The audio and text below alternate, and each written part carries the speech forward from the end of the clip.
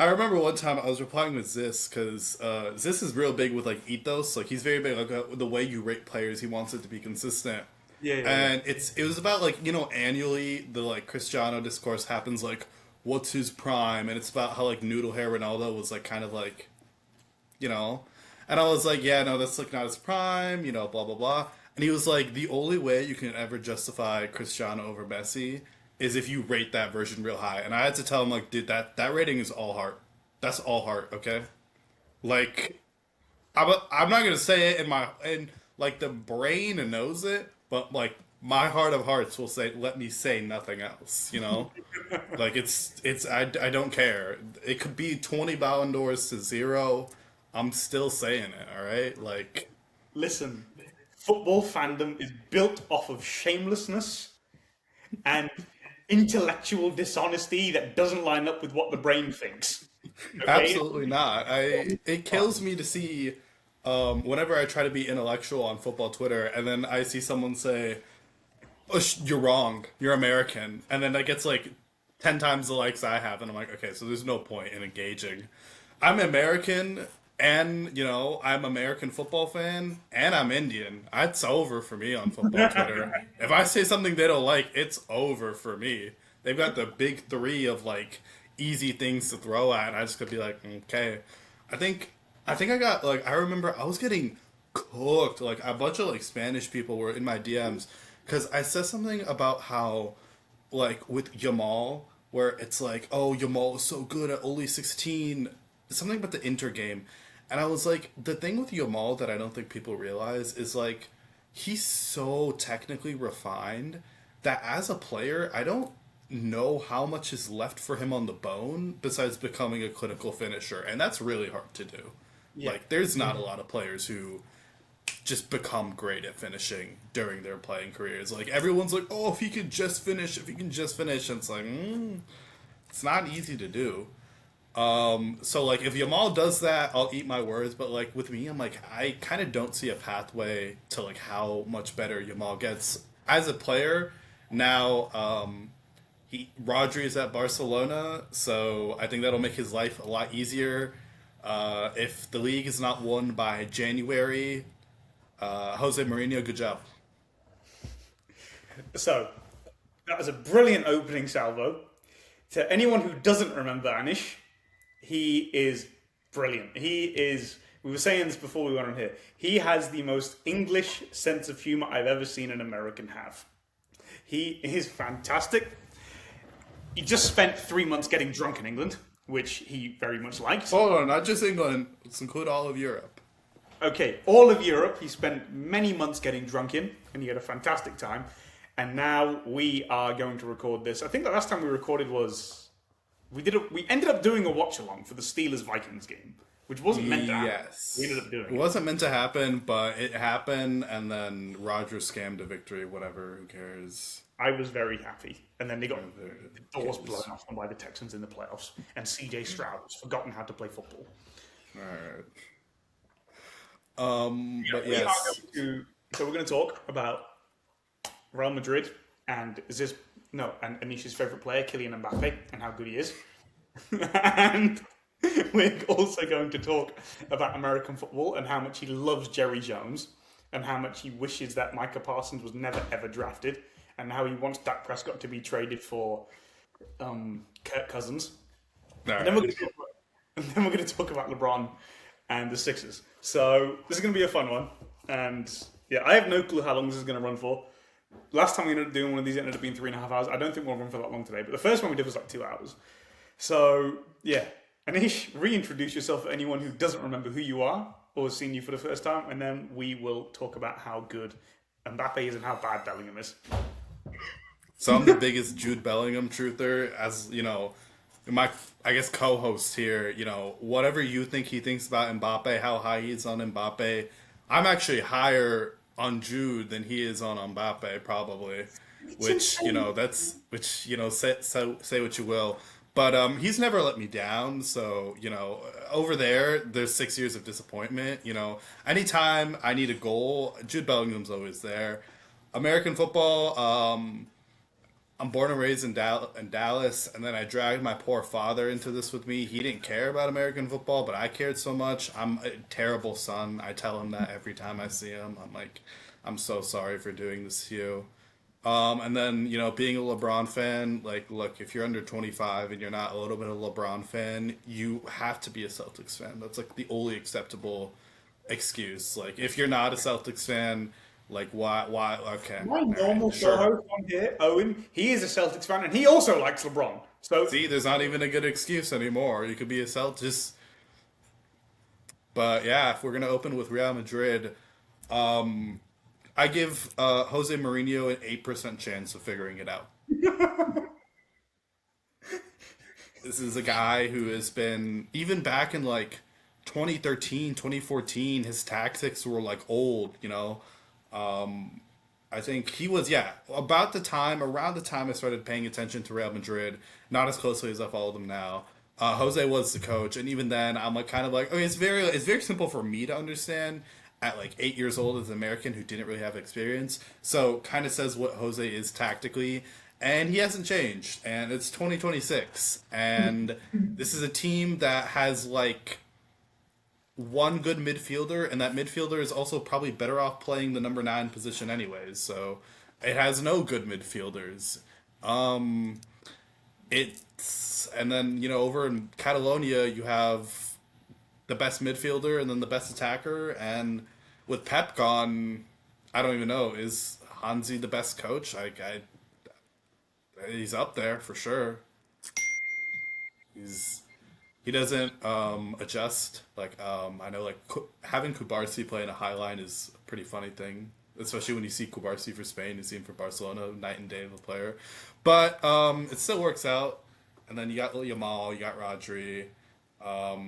But yeah, so Jose Mourinho, 8% chance to figure it out. Are you going higher or lower than that? well, I'm going higher than 8. Um, I don't know how much higher. When your message came through yesterday in 8, I was saying I really hope that's out of 10, but that would really be out of character. So 8 out of 100 makes more sense. Uh, Listen, I didn't give them. So if they got Rodri, I would have given them a very good chance because then at that point you can almost just play with the system that you have when you won the Champions League. You just have Mbappe in for Rodrigo and Rodri in for Cruz, and then you definitely have an upgrade up top, and then Rodri, Cruz, argue what you want, but Rodri at this point is probably still better than what Cruz was then, just because Rodri can move a bit better defensively. But I don't give them much of a chance now. You have the entire Spanish midfield. You have you have the same balance as the Spanish front line in terms of you can get a connector up top. You have the Spanish midfield, and then you have Anthony Gordon, who can sort of be that Nico Williams type. And then you've got Flick plays kamikaze ball.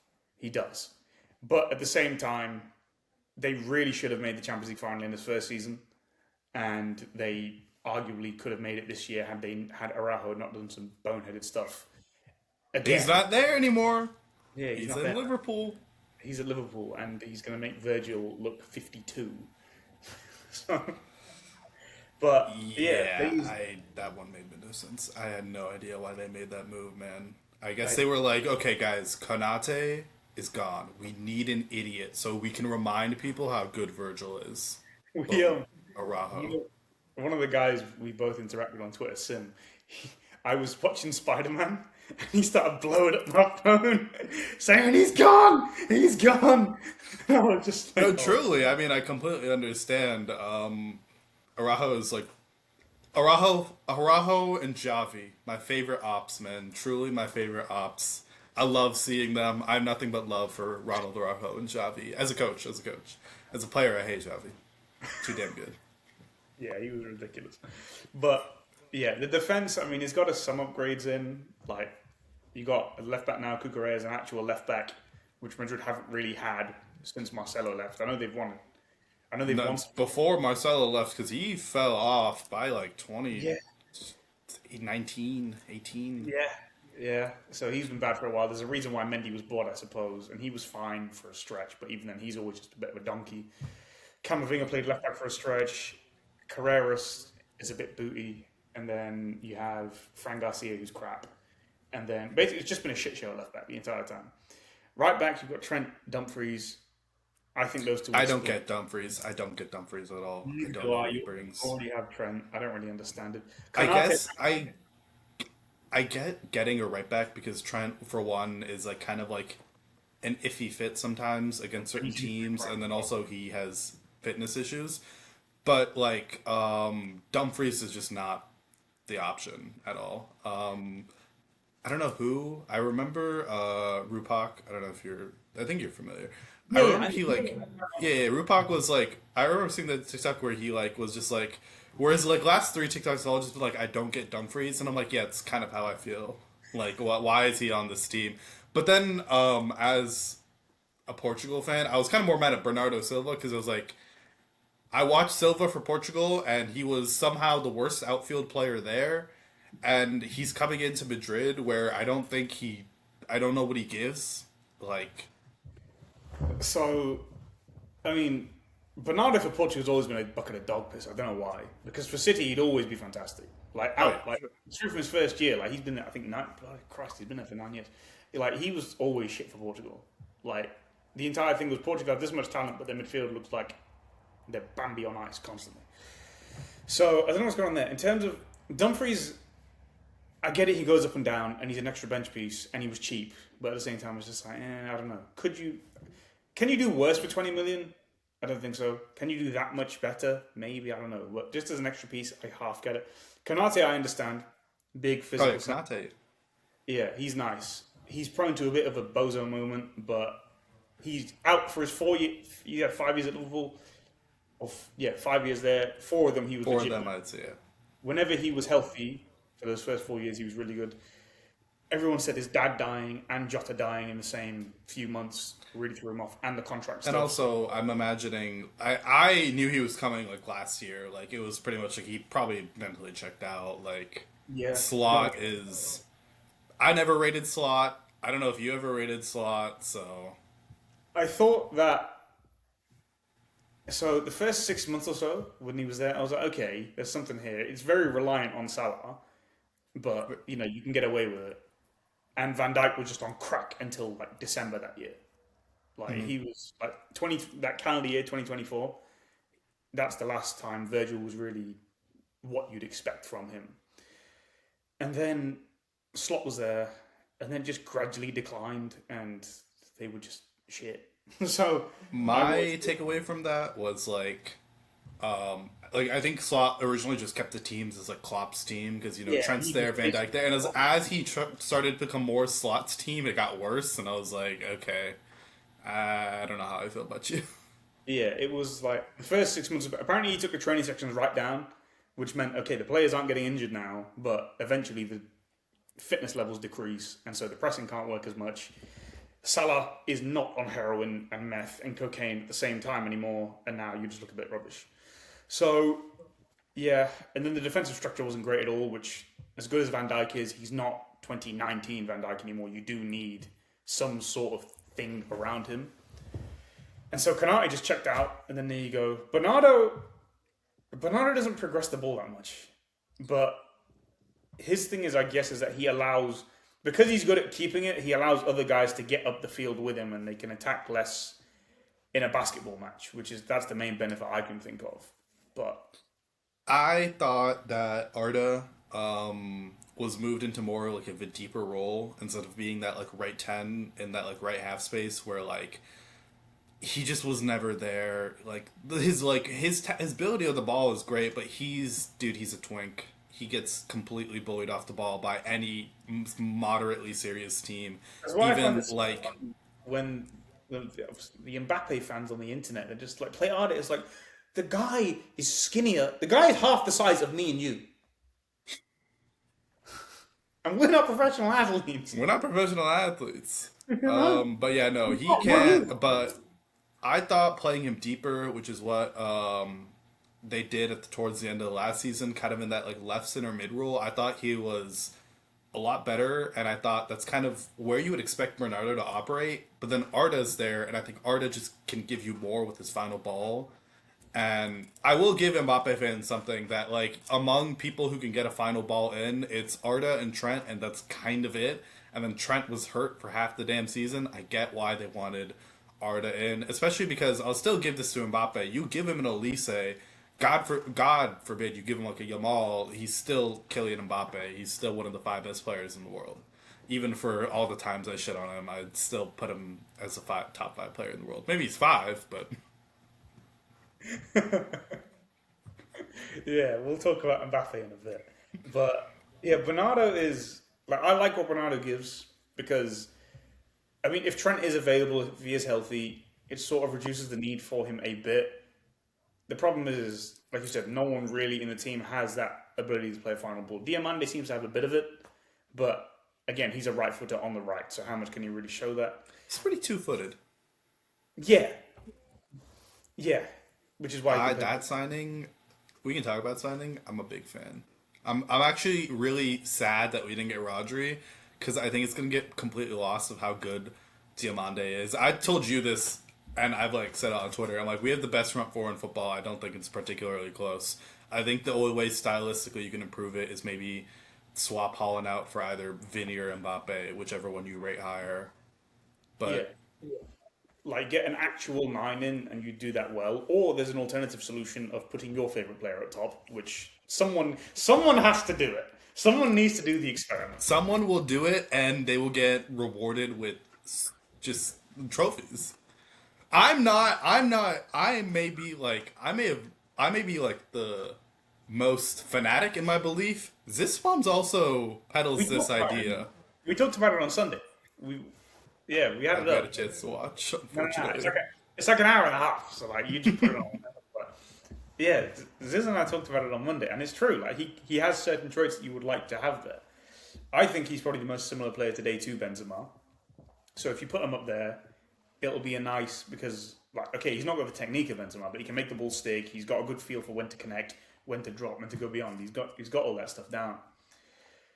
Yeah, there is a bit of a lack of a final ball at times with Madrid, but at the same time, I think they'll have enough talent, like you said, to figure it out. And then Bernardo's going to be used like a bar of soap. I think there's a better than 50% chance he gets injured. I think because like he's thin, he's frail, he's old, and however City train their players, you can take that and you can flip it on his head, and that's how badly Real Madrid train their players. Because your guys get injured every single week. It's like every week a new injury is popping up. I think he got team is maybe the his worst. entire time in Paris. Like he never got injured in Paris, and if he did, it was like a horror tackle where like the guy would like snap his leg in half or something. Real Madrid, he's picking up muscle injuries left and right. So I don't know what the hell you guys do. This Pinter's geezer. Well, okay, hold on. Like a good. Hold on. Some of them are sometimes faked. We can be honest. Sometimes he's like, "This team sucks. I have a World Cup to play for." Oh, yes. Oh. But even the first year, he was picking up more knocks than he was. Yeah, our health team. Look, if I was like a football agent, I'd say we can sign for Madrid. That's fine, but like we're gonna get like an increase, in like commercial opportunities. Some of that is going towards a personal trainer or something. We are not trusting these people At all. No chance. at all. And it couldn't have been. It was probably it's probably bad. I'm expecting Javi and Arbola obviously did not have the leeway to change it, and Carlo has, for all of Carlo's great abilities to profiling, concerning himself with the minutiae of managerial stuff has never been his thing. I expect Jose to hopefully improve this a little bit, but just because for whatever reason he has Florentino's ear in a way that really nobody has. Even Zidane, who you would think, gave him 3 Champions Leagues and is a Real Madrid legend, pretty much left in 2021, because he was like, first of all, injuries from hell that entire season. I think we fielded like 43 different starting 11s, something insane like that. You only play like 55 games. Not a great season, and he went to the board for help, and the board was like, so he was like, I can't do this. You're not going to support me. I'm out. Like, it was a trophyless season that year, but like compared to like the last 2 where we went trophyless, I was like, it's all over. This team sucks. I hate watching them play. Zidane's trophyless season, I was like, this is not his fault. I think the thing was that Jose, when he came in, Barcelona were putting belt to ass every single year, and even the trophies they didn't win, Real Madrid was still losing. So, and then Mourinho manages to steal a Copa del Rey and league, and for that, Perez is just like, And then, I mean, 2014 La Decima, which I mean, for, I guess, very weird. I think for international Real Madrid fans, you kind of rate the three-peat more, but I actually have no way of confirming this. But the way the board moves, I expect in Spain itself, La Decima might be more important than, like, any of the three-peat titles. well, that wasn't obviously they weren't even close to the Champions League before Jose came back in, No. because they won in 2002, 2003 they got to the to the semis, and then Ronaldo pulled his hamstring, shock, and that was the end of that. That was the last year they even got close. I think 2004 they were bounced early. 2005, I don't remember who they got bounced to in 4 and 5. I didn't not looked. 2006 they lost to Arsenal and they were just rubbish. And that was the last year with the Galacticos. Figo was all. I think Figo left in 2005. Zidane left in 2006. That was Ronaldo's last full season there. They were just old. And then 2007, 8, 9, 10, I think they were getting battered by Lyon every year or something. Like 2011, they make it back to the semis. And then from there, it was just sort of consistent semi-finals over and over and over again. Because you had what? 11, 12, 13, 14. Yeah, from 2004 to 2011, they met. They did not get out of the round of 16. Oh, wow. Yeah, okay. So I didn't know it was not out of the last 16, but I knew they didn't make it past the quarterfinals post 2003. But yeah, they were just awful. And then Mourinho comes in, wins something against the impossible Pep team. Because obviously they were, like, if they win that Copa del Rey, they win another treble. That's 2 trebles in 3 years. Because they battered United in the final. And then they won the league. And then 2012, he wins the league. Which was the first race that Pep ever lost. And to be honest, until this year, it's the only race he lost. And even then, how much of that was Arsenal just not bottling? I don't know this year. Like, obviously, I know City did drop points, but eventually you think, law of averages, they're going to drop something. So Even then, I wonder, like, it's such a strange the Arsenal title, because I think if you polled anyone, I don't know about you, the entire time the season, even though Arsenal were ahead, I never felt like they were the better team compared to City. Like, I didn't, like, they got their points, sure, but, like, I don't know. It's an odd one because Arsenal didn't beat City either this year, and they didn't outplay them. Like in the Etihad, in the game at the wherever the second game was, I can't remember which. I think it was in Manchester. City played them off. City played them off the park pretty badly, and in the first game that was a draw, and it wasn't a good showing from Arsenal. So I don't know. I don't know exactly what would have happened in the end, but City just dropped too many City points. Like whether it was it Notts Forest? I think it was Notts Forest. they just dropped some dumb ones where it's like, I don't know, maybe Pep's head was out of it, or maybe the players, they knew Pep was leaving, who knows. So City had this thing. So when Liverpool battered them to the title in 2020, they had the thing where the next year they were also a bit shit, but everyone else in the league was even more shit. So even though they only had like 85 points, they still won the league by like 12 points. Because United finished second with like 73 or some shit. So it wasn't a hard title for them to win, so they could almost paper over the cracks. Whereas if Liverpool had Van Dijk that year, Liverpool probably go back to back. So I think it's just a similar case this year where they take 2 years, but now Pep's obviously fucked off, finally. So, you know, honestly, man, No clue what he's doing after this, honestly. I think he will take the next couple of years out, then he'll go into international football. I don't know for what team. I can only really see England. Well, I don't think England are going to win the Euros. So He could be, yeah. That's what I'm saying. He might be waiting for the England job to open up. I don't see it being Spain. I don't like. Spain has politics involved, and He's way too outspoken about Catalonian independence. Yeah, all the politics and stuff like that wouldn't go down well. Italy are just shit. They have no good players. And then I mean, Italy, Maldini and yeah, they left they left. like after 10 days or something. Yeah, I think they were trying to hire Del Piero, right? Pirlo. Pirlo. It's fine. an Italian. They're old. They're all the same. They're all old. They're they all had long old hair. Italian. Both had long hair when they played. They both But won World Cup. they were like the federation was like, no, he was contracted with a gambling company or something like that one time, and he was like, really, that's what's gonna stop this. Where Italian football is trying to be ethical, and that's how I know Italy will never make it back to the World Cup. Let me let me check something. I want to see who's did Maldini. I think Mancini took the job again.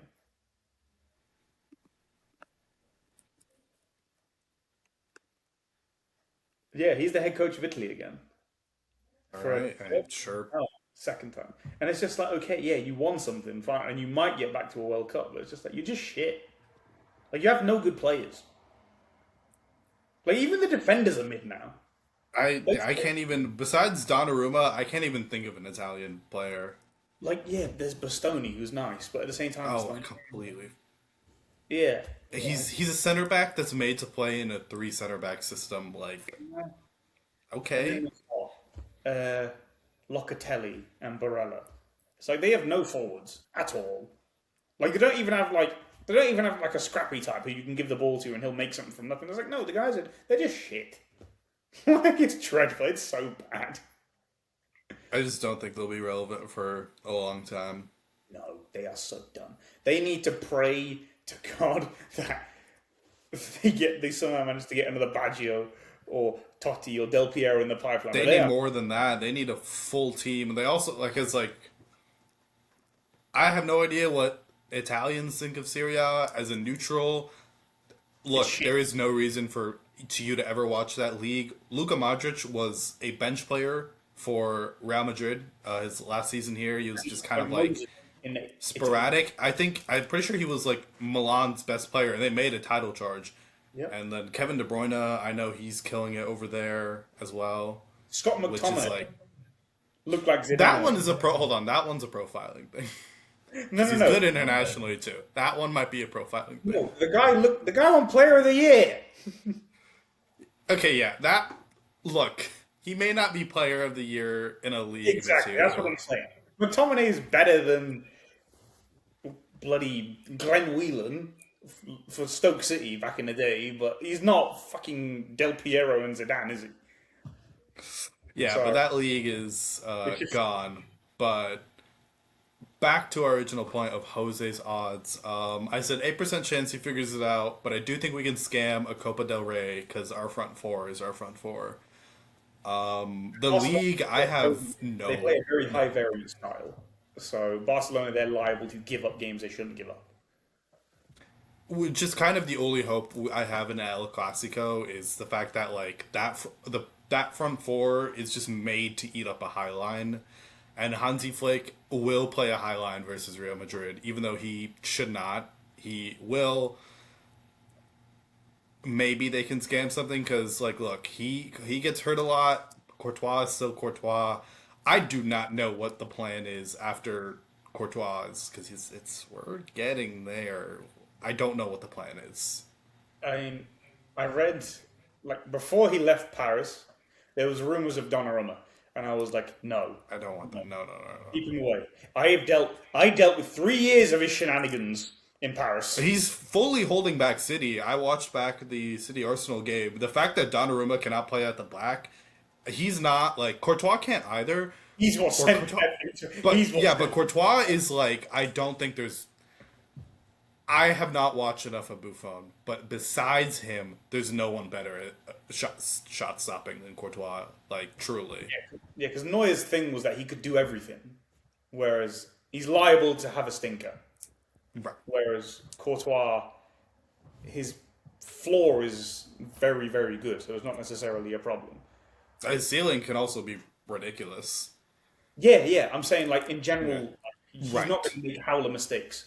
So like, I think Neuer at his best can just do everything, so I think he's better.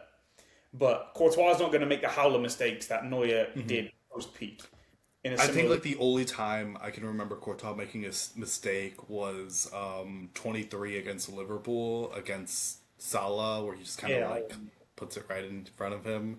But then Alisson Becker very kindly returns the favor to Vinny, so all was forgiven. Donnarumma is just he's not even got a high floor. Like he doesn't like he's a bit fat as well. Like he just like you're. Like, I know you're a keeper, but like, and Allison's fat as well, but you're a bit fat, and you're like 6'10". Like you should be dunking a basketball and not being in goal. And I just don't trust The him. only keeper I would really like for that, the only keeper I could see them go, or the keeper I'd like them to go for is obviously Costa, who is very loyal to Porto and probably the best keeper in the world. He's up there for sure. I mean, I have no idea how he does for Porto, but every time like he I don't puts care on that about Portugal shirt, I'll be honest, I no. don't care about goalkeepers. Yeah, I mean, yeah, I don't care. Well, he's the one I know. Okay, like I know Costa, I know Donnarumma, I know Neuer, I know Courtois. Oh, I'm I didn't even stupid. like. Juan Garcia, Oh yeah, I know in his name. Barcelona. He's good, although he's kind of useless for Spain because Spain's defense is so good. Yeah. It's like this is an embarrassment of riches. And De La Fuente just plays terrible. Where you just keep the ball, you get one shot a game, and that's it. Like it's vile. Hey, highest XG on target, Cristiano Ronaldo at 41. We're Is that leading true? with something. I didn't see that. It makes sense It because he had a was couple of shots. I remember him having. I think he had 2 or 3 shots that game. that where he like takes it with like his heel and Garcia needs to make like a leaping save. Like there wasn't a lot of venom on it, but He also had the step over into the right-footed shot, which stung his palm. So it wasn't a hard save, but it was a shot on target. That wasn't a catch for the keeper. My God. but yeah, I celebrated that penalty against Croatia at 2 in the morning as hard as I celebrated any goal that wasn't uh, France. that meant the world to me, man. That was my World Cup. Honestly, because I was holding so much heat from Owen about Ronaldo at this World Cup, and I was like, no, he will do something. They cannot start Gonzalo Ramos at him. And he was like, Look. I guess we can talk about this right now. We're in the same boat of this. He was completely fine this World Cup. If you said 41-year-old Ronaldo is playing at a World Cup, I don't know what you expected from this. 2022 was dog shit. This one, I'm like, dude, he's making the runs. He's getting the positions. My stance is the way that Roberto Martinez wants to play. Ramos is just shit. Like he's just Ramos bad. is not good. Like if he was actually good, I'd understand. The guy is a bucket of dog piss mixed with dog water. And you can tell as like I will still like my grandmother, from my family. I have like a little bit of Portuguese, so I was like a little bit of invested into there. So like I always watch even the friendly matches where Ronaldo's out playing. I watch when Gonzalo Ramos gets minutes. There is no reason he should get minutes. I can confirm this. People are like, but he scored a hat trick and then he scored, when he came on. I promise you watch when he gets minutes. It's not good. He runs hard, and that's kind of it. Yeah, I've never everyone's like, yeah, but he scored a header. It's like just watch the game. He's shit. So I had no problem with Ronaldo. Like Ronaldo's problem is just he had no bend in his run anymore. Like And he doesn't want to. In my opinion, he wants to be like he loves doing this where he's like in the far post, right? Where he just gets to the far post and he pokes it in. He's not quick enough for that anymore. And he's also Ronaldo. They're not going to let him just like sneak behind him. Like even by name alone, like yes, he's old, but by name alone, cuz it's like if you're a defender, it's like you let Ronaldo get behind you, what are you doing? Like what are you serious? Are you asking to lose? And he's not quick enough to like force the defender to do that. I think he needs to someone needs to tell him look, which I'm a sicko. I watched Al Nasir. I do think it's possible for Jesus to actually convince Ronaldo to not try to be the main guy. They played through Joao Felix for the majority of the season, and lo and behold, they won a league. So I think if Ronaldo's if we think of two people, this is you don't think he's gonna keep playing, do you? I think the Euros at least. No! He's a sick man. You don't think if Portugal doesn't put out an attacker that's good enough, you don't think he's going to be like CR7 at 7 World Cups, at my home World Cup, at the 100th anniversary? You don't think he's going to want to play? He's a sick He- man. He's 41 years old. He's sick. He's sick in the head. Go home, you I old. agree, but he's sick in the head. I agree with you. I really hope he doesn't. He I finally hope he got does wrong. it, but He I think left he with will. dignity. You know, just go home. My God. My worry is if he scams, like if he scams a Euro, it's so over. He's playing that World Cup. No, he should. If he wins the Euro, he absolutely should go home. Oh, absolutely, but you know he won't. You I know know. he won't. I He's the thought. I evil remember man. when Belgium. I remember when Belgium beat him in 21, and Lukaku did the whole bullshit talking in his oar. He did this. He did the CJ Stroud to Caleb Williams. I was like, okay, he's done now. It's a bit of a shame, but you know he's done. No, the cunt's in fucking. He's in the. Still here. He's in the Germany Euros, and I'm like, okay, he'll play the next World Cup and he'll go home. He's not. He's not going to play in 2028, especially after he's in tears against Slovenia. No, no, the guy is. There is a non-zero chance that I agree with you. There is a non-zero chance that he plays in 2030 because there is also a non-zero chance that Messi plays in 2030. And if Messi plays, there is a 90% chance that Ronaldo plays. I would be shocked if Messi played. I I think agree. he. That's why I say non-zero, which means that I think It's like on the bright. Actually, I'm thinking about it. This Argentina team is abysmal, and his presence alone gives them all like a plus 25% boost to everything they do. it's so funny. So he might be convinced like, hey, like he already won the World Cup. Who cares? We're like we'll scam you some goals, all right? We just want you to be here. We just want to vibe with you. You can just sit on the bench and drink yerba mate. Hell, bring Suarez. He can sit on the bench too. You can just hang out with. Bring Alba. We'll bring him as a coach. We'll just hang out. And but Ronaldo's a sick man. Be like, he's playing. He's playing. Oh, I gotta play. I gotta play. He's truly a sick man. But I love him, so it's okay. They are, but they're both. I don't know if psych- you saw the wedding photos he had with Georgina. They are so hilariously corny. I love it. I saw. I think I saw one. I didn't see much of them. They look like pictures like your mom would take at like someone's wedding, right? And he hired like a world class photographer for this, like one of the most like famous photographers ever. And if you look through these photos, legitimately, it looks like your mom has Where like are they been on? made Are they on Twitter or do they have one on Instagram? I know they did like a profile of this with GQ. Just search up Ronaldo Jorginho wedding photos. They got like married just like them. No, I saw. I saw that part. I didn't see anything else. It's so hilariously tacky. I love it for them truly. It's so tacky it becomes funny. Oh God, yeah, you're right. My goodness. And he paid a lot of money. It's the same way I feel about the ring itself. This is the worst one. Yeah, they paid like the basically the guy they hired to be the wedding photographer. Why is he is, doing like, sit-ups? That's absolutely. There's a video where I think they're working out together, like that, or a picture of them. But yeah, they're incredibly corny. It's the same with the ring. Like if anyone cares about fashion, you should have saw that ring. It's like it's a fat ring, it's fat rock, it's ugly as shit. But they're tacky, and it becomes tacky enough that you love them for it. It's a lovable tackiness. Yeah, I don't really like that ring. That ring is abysmal. It's the bit. You know how like they're like, oh, get the biggest ring you can buy or rock you can buy, right? Which for normal folk is fine.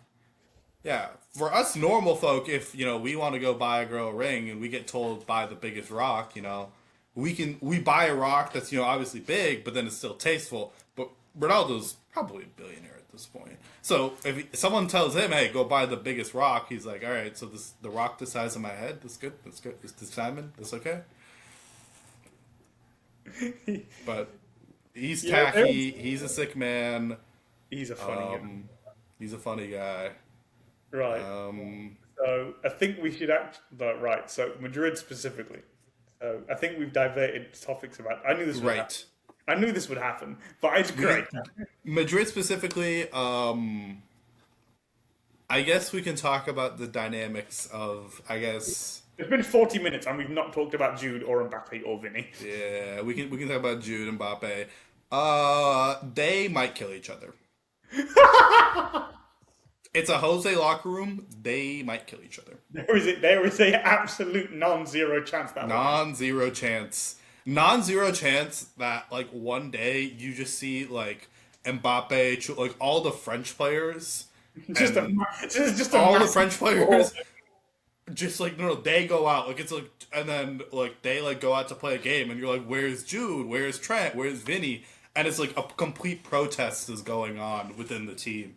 Non-zero chance that happens. Jose is on. So like on one hand, I think if anyone is gonna fix their issues, it would be Jose, because Jose is very good at giving the siege mentality where he was like, inside this locker room, that's all we got. Everyone outside is out to get us, and which is kind of how him and Casillas fell out. Yeah, it's like, Is see, it's like, because- no, I want to kiss Poyal. Like, no, you can't kiss him.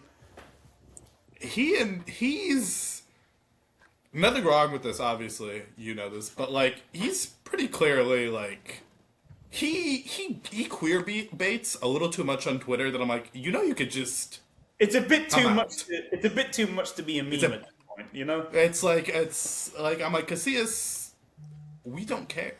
Like, it's 2026, man. Like, it's We don't care. Like, but he's an old Spanish guy, whatever. But if anyone is to figure it out, it is Jose. But if anyone is to look, this will end with them figuring it out, and yay, let's sign a midfielder, then we can actually start competing. Or B, I don't think Vinny leaves. I don't know what does Jude kill Mbappe? Could happen. I would take Jude over Mbappe in a fight. I know he's got that. I agree. I will say though, Team Mbappe, we do know that Tchouaméni beats Valverde, so they've already got that win. You know, when they like go clash against each other. Vinny will not fight. Vinny is a lover. He's not a fighter at all. He's too kind. So he's too kind.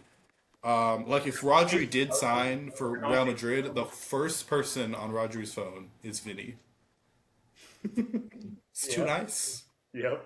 Yeah, that's the thing, right? We'll get more into this, obviously. But when people are saying, "Oh, Vinny's got too big an ego," it's like you're just He has accidentally. no ego. It's like, I'm sure you're not actually a racist, but you're accidentally being racist here. I don't. Anyone that says like, "Oh, Vinny's ego is so big," like, no.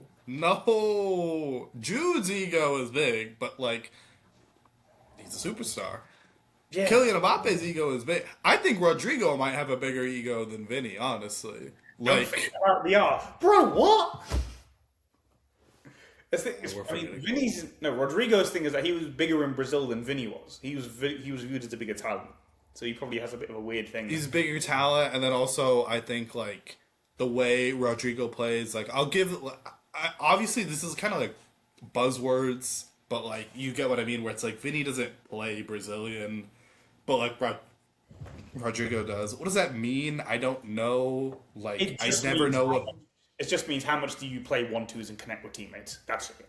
That's really all that means. But like, was R9 Brazilian in that case? Because Nah, he was actually pretty good at that shit. by like 2002, no. No, After not that like- first knee injury. No, he was a poacher post to that. Outside of like his first 2 years in Madrid, he was sort of just like he was a killer goal scorer who could beat a man 1-on-1, and that was it. But after that, guy was washed. I remember watching World Cup clips of him in 2002. I thought he was the poaching was starting. He was just coming off his explosion knee, so that's why Right. that was the case. Okay. His first 2 years after. Okay. Those first 2 years in Madrid, like he was legit candidate for best in the world alongside Henry and Dino. So My charger has been like not working.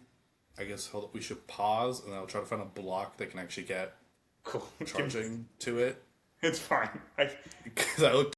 Okay. I don't want to hit a $250 charge, man. You know, I'm Hey, like Florentino Perez, man. I'm not spending that money. you need club-generated funds. That's what you need. But yes, we were talking about Jude and Mbappe wanting to kill Yes, each other. they might kill each other. Um, And yeah. the thing is, I don't actually think that. I don't think they hate each other as much as the families hate the kid. Oh, I think 100%, I 100%. think it's the like the in-law thing. Like you're brown, I'm brown. It's the in-law thing. I think it's also part of it is like I think if you're Jude, look, you came to Real Madrid, it was you and Vinny, 5 trophies, and the only one you lost, I don't think he actually played the first leg of that Atleti Copa del Rey tie, and I think because like I know he was like the best, he was pretty much the only player. Like, Can I count? So you were. Oh wait, you had the double.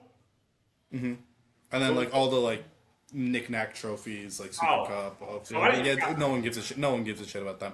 But like you won the double, and then the Copa del Rey. I think either I remember like either he was missing or Vinny was missing from like the first leg, and then the second leg I know he was fantastic. He like left it all out on the pitch. But like anyways, you got really close to what was really close to a treble. Like really close to treble. Was that team treble worthy good? Not really. But it was still set up with Jude and Vinny to be super successful for a long, long time. Mbappe comes in and they have looked directionless since they have been at times, especially under Xavi, they were just straight up not fun to watch. Like I didn't even feel like tuning in. Like Arbola, I struggle so hard with Yeah, his say name. his name. Struggle so hard. I'm so sorry. He made the team more fun to watch, and then while Mbappe was injured, surprise, surprise, the team looked the best it had. And if you're Jude, and while he'll always be like, yeah, you know, no, Vinny's the guy, Vinny best player in the world. Vinny's also all too happy to be like, no, you're the guy, Jude. You're the guy, Jude. 24, obviously, it was Jude's first year, but I think probably at this point, if you were to ask Jude who he thinks should be leading this project, it's Jude. And so if you're Jude, I think maybe you think like, okay, I came in, it was gonna be me and this guy, and we were gonna take this. We were gonna be the next like Galacticos, and then here comes Mbappe, and here comes no trophies won, and like really truly like separate of how I feel about Mbappe, like just truly as like a buy of Mbappe, no need. Genuinely kind of just a useless buy. Like we talked about Dumfries, where it's like Dumfries isn't really adding anything to Real Madrid that they didn't already have. Maybe better finishing. I mean, definitely better finishing than Vinny. I'll give that to Mbappe. But like in terms of like the type of player they are, like I think at this point Mbappe and Vinny are kind of one and the same, and I think Vinny is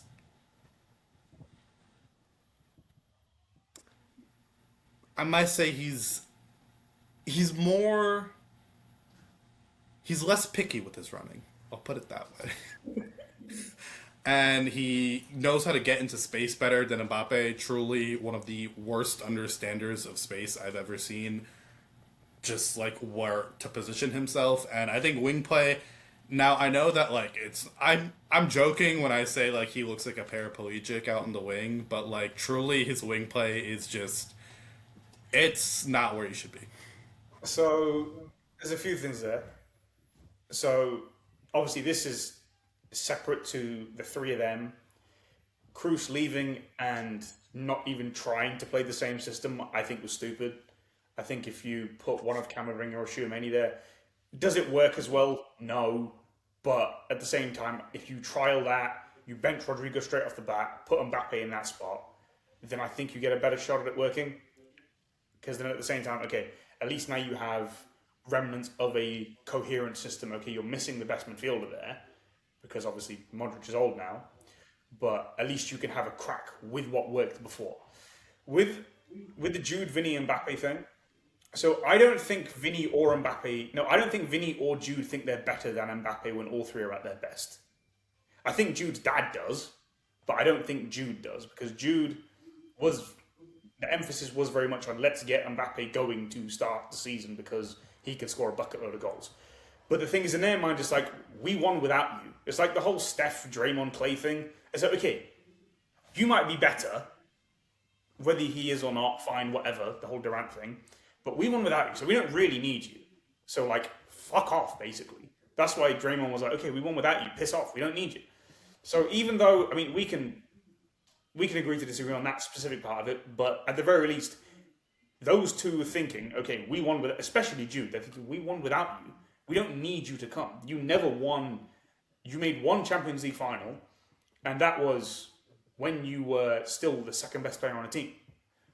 And the only thing that you made 2 semi-finals as the best player on a team, and you got bounced in the last 16 2 of the last 4 years.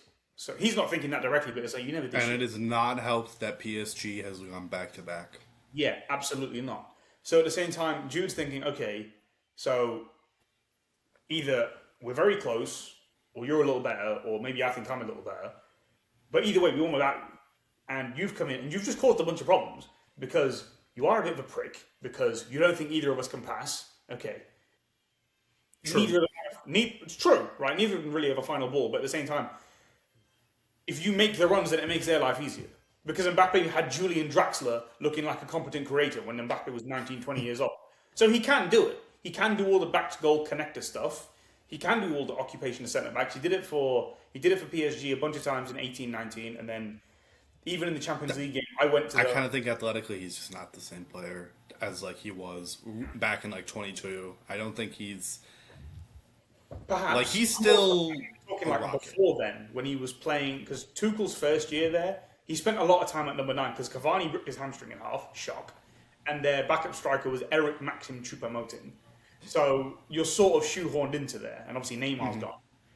The understanding of space thing, Neymar spoiled him too much. Like, he just, like, because if Mbappe was, like, say if Mbappe is my phone camera, and there's 3 defenders all around him, Neymar can just pop 1-2s around him, and then all of a sudden 4 defenders are out the game. Vinny can't do that. Jude can a little bit, but not really, because Jude's manipulation. Jude kind of is good at that if he's kind of by himself. He's a great carrier of the ball, and he can play the 1-2s. Who's off?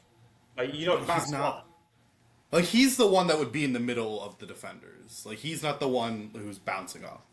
Yeah. So Mbappe got basically spoiled by Neymar. Because even the way he was with Messi, like, with Messi, it's just like, okay, I'm just going to run him behind because Messi can find me, no problem. The problem with Mbappe, as I was saying this the other day, is that when Mbappe has someone who he really fits with, he will make that person look even better than they are, and that person will in turn make him look better than they are. It's like a symbiotic thing. But when he doesn't fit with the player, and it's not an obvious fit, he is the biggest prick in football. Because he just doesn't care. He's just like, you're shit. What the fuck am I gonna help you for? And it's a cancer in the sense that, like, if you're Vinny or Jude, you're like, hold on. When this guy came in, we haven't won shit with this guy. When it was just us. We won everything. If he's not pressing, why am I pressing? Like, when... Coaches do a good enough job of hiding it. Like, people say that he should play up front because he doesn't have to track back. I think that's nonsense. I think if you can't... Okay, let's pretend that Vinny isn't as good as Vinny is. You can put someone else at striker, and you can hide Mbappe's pressing off the left. And he just doesn't track back, and he could be the guy going forward. Plenty of teams have done that over the years and won Champions League. That's the whole point Giroud was starting for France, was to hide that. But the problem is that Mbappe... No, the problem is that Vinny is just absurdly good, and you can't justify leaving him out. And you don't really... like. Him as a false 9, it can work, but at the same time, then you take away from his strengths, which are going at guys over and over.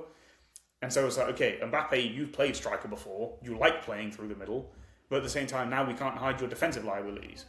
So, and then you also didn't have a right winger for the longest time. And you also didn't want to play the 4-4-2 diamond where you play right striker because it doesn't give you the same access to the shooting angles. So then it's like, okay, you're really not helping yourself here, like, at all. So it's like, okay, you score 40 goals each year, but you're being a dickhead. Like, and even those 40 goals, like, he's, like, scoring all those goals. But our offense has been, like, worse. It's not that we're adding Mbappe's goals on top of the output. It's that the way Mbappe plays, any chance of anyone else of the ball getting into net, Mbappe has made only him. And that's just... look, that has kind of only ever worked for like the Champions League Real Madrid teams where it's like, okay, we have one guy and he is going to score everything. And even that was not the plan. Bale was supposed to be that guy. And Benzema, look, I He couldn't have score for a very long a time. lot of love for Benzema. But it's no mistake that if you see a Cristiano playmaking compilation, you can very much interpret it as a Benzema failed Keep talking. competition. I need to get my light. But All right. yeah, it's just Ronaldo just almost ended up scoring all those goals not by design. It was basically by accident. Like not And then by obviously Messi with Pep, but like early Messi. Like I was gonna say, but even before- then, right, they still had guys who were scoring 25 goals a season. right. Like you had Sammy Eto'o still, David Villa still. Like it wasn't really until like a couple of years after when Villa fell off, that is when everything concentrated within to Messi, and he's got. And then he got hurt, and then they said, okay, let's get Neymar, let's get Suarez. Yeah, so Mbappe doesn't. He's a difficult one because But he wants to play that way with France too. I know, but and don't- with France he does less of it because he rates Elise highly. He doesn't even rate Dembele like that. He doesn't even run for Dembele, who's his best friend for fuck's sakes. And it's just like okay, But Dembele is like his like hider of the pressing, and then Elise is his running, and then Barcola holds his width. yeah. Like that's a perfect. On the for wing him. play, he can still beat a man 1-on-1, but he needs too much. He needs it to be totally settled. Like whereas before it could be semi-chaotic and he could still work it. He's not shown evidence of that really since April 2024, which sucks because I used to really enjoy that part of his game. Like, and he's not shown it for a full year since 22. And then Gaultier made him get a bit bigger, and then he sort of lost a bit of zip and agility to his game. Football players need to stop getting bigger. I know, it's so stupid. It's never helped. Maybe like if you're a center back, maybe sometimes, or like a six. Not a little like off topic or not, but like something you mentioned about like how like replacing Bruce in the like bottom of the diamond, or like how Real Madrid should have done that is the issue is Kamavinga has not developed at all. Like I loved Kamavinga in 22, but he is still look. It's 2026. He's the same player. Like I would love to still keep like the concept of Kamavinga on my team is like still one I enjoy. Like you can stick him as 8, a 6, a left back, a right back. Like that is very helpful. But the fact that you've been the same player for a team for 4 years, it's just where it's like I want him go to United or something. Like Tchouaméni has actively gotten worse on the ball. he like started to figure it out a little bit under Xabi, who I think kind of like as probably one of the best deep lying sixes ever. Like took a vested interest in that, but then after Xabi left, that was completely just forgotten about. And at this point, he is the ball to get rid of it every time. It's just like, and then yeah, I mean with France, he was oh my god! I remember in the Spain game, Unai Simon clears the ball. Tchouaméni has the ball, 40 yards out. He turns around and dumps it off to the left. I look the entire time they were playing Rabiot and who was the guy next to Rabiot? I don't remember, but the entire time I'm like, why are they not playing Tchouaméni? They didn't play through. Did they Kone. Kone. Yeah, they play Tchouaméni, and I'm like, oh, I see why, because he's nothing on the ball. Like, Rabiot may be, like, nothing. Like, truly, he may be as athletic as me at this point. But Tchouaméni's giving you nothing on the ball. Yeah, he's so And awful. Real Madrid cannot afford or don't have the quality. Now, maybe with Trent and I guess if Dean, is it Hoyson? If Dean takes a really big step, Dean, if he takes like a really big step, because I know that was one of his like gimmicks at Bournemouth, is he was a really good ball playing center back. If they took like really big steps, and I guess if Valverde, well, not Valverde, if Goulart also comes in, like I can see the world where you kind of like can be okay with Tchouaméni being kind of like a destroyer, like Casemiro was, but Casemiro could be a destroyer because he had Kroos and Modric in front of him, And Benzema. and they were like, And you have Isco. Yeah, So you have Isco, and you had Benzema dropping deep, and you had Marcelo to the left, you had Carvajal to the right, and you had Sergio Ramos back there. Like they were like Casemiro destroy he people. doesn't have to It was touch the great. ball. He can have He didn't have five. to touch the ball. You know? But Chouameni, that's not Sergio Ramos back there. That's Dean. That's how Daniel. Well, I mean, Trent is better than Carvajal, but Trent barely plays. That's Dumfries over at right back. That's not Cruz and Modric. That's Dumfries and Pereira. Camavinga and Valverde, bro. Like I don't know what to tell you. You got to play on the ball, and he hasn't been that. Yep. Valverde is another player I kind of feel weird about, where it's like I like he's okay. Like I think of him like in my mind, I'm like he'd be so good just in that right width space. But I think of the right wing, and I'm like, okay, Diamande's there. I don't think you should like I rate Diamande really highly. Trent, when he's at his best, I'm with Zispom's on it, where I think he's like the best right back like ever. Just his Yeah, volleyball is ridiculous. we all agree on that. We all are weirdos. Yeah, we're all Trent aficionados. But Trent never plays, so it's like okay, well, but like and Valverde, I think naturally also as like kind of who I would want to pair with Trent, just because like Trent's not the greatest at tracking back, but you know who is Valverde, so it's like is my captain gonna be a guy who I really like? If Dumfries is to like at right back, it's like okay, Dumfries, Valverde, Diamande, and I'm looking at Dumfries and I'm looking at Valverde and I'm like, what are you guys adding? Like if Trent is not at right back, I don't know what Valverde really adds. So my thing on Valverde is, I said this the other day, and it's like Madrid's midfield three. It's not filled with ball players. It's got Tchouaméni slash Camavinga. Then you got Valverde and Jude. That midfield three can work, but the problem is, especially because you don't even have to worry about the ball progression because you got Trent and you've even got Dean back there who can pass the ball. All these guys can move the ball, and even Cucurella can pass the ball really well. The problem is that moving the ball through them is that, okay, if you're going to progress it, these guys can't go on the half turn and face it and move the ball forward. You need your front three to press. You need Mbappe, Vinny, and Diamande to press. Diamande and Vinny will do it. Diamande will do it a lot. Diamande's work rate is really nice. Yeah. Mbappe, Vinny will do it just if Mbappe is doing it. Yeah, because at the same time, like if one guy's not doing it, then there's no point in anyone else doing it because it just ruins the whole structure. And then it comes to the point now, okay, do you really do you want to sacrifice what Vinny can do out? Because I don't think Vinny's that good centrally.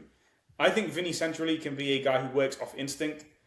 I don't think he's a guy who you really want. Define centrally, because like in my mind, like if this is left wing and then this is like a 9, I like Vinny like right here, like right kind of like a true left forward. Yeah, that's fine, but he needs heavy access to the left. I wouldn't like Vinny to be the middle. I don't want Vinny as a false 9 when there's another guy going. I don't. No. Vinny is a false 9. I see that sometimes on Madrid Twitter. I want Vinny. I'm of the opinion that Vinny plays the best when he's operating off instinct. He is not someone you want really to kind of think because then because he's so great, he has all these options and then he knows he has all these options and it's this thing where it's like if everything is available to you, you end up just kind of picking nothing. Like I agree with that. His best season is 23-24. And he basically had access to the entire left side of the field. If that's 9, that's left, he had access to all of this. Like, the entire thing.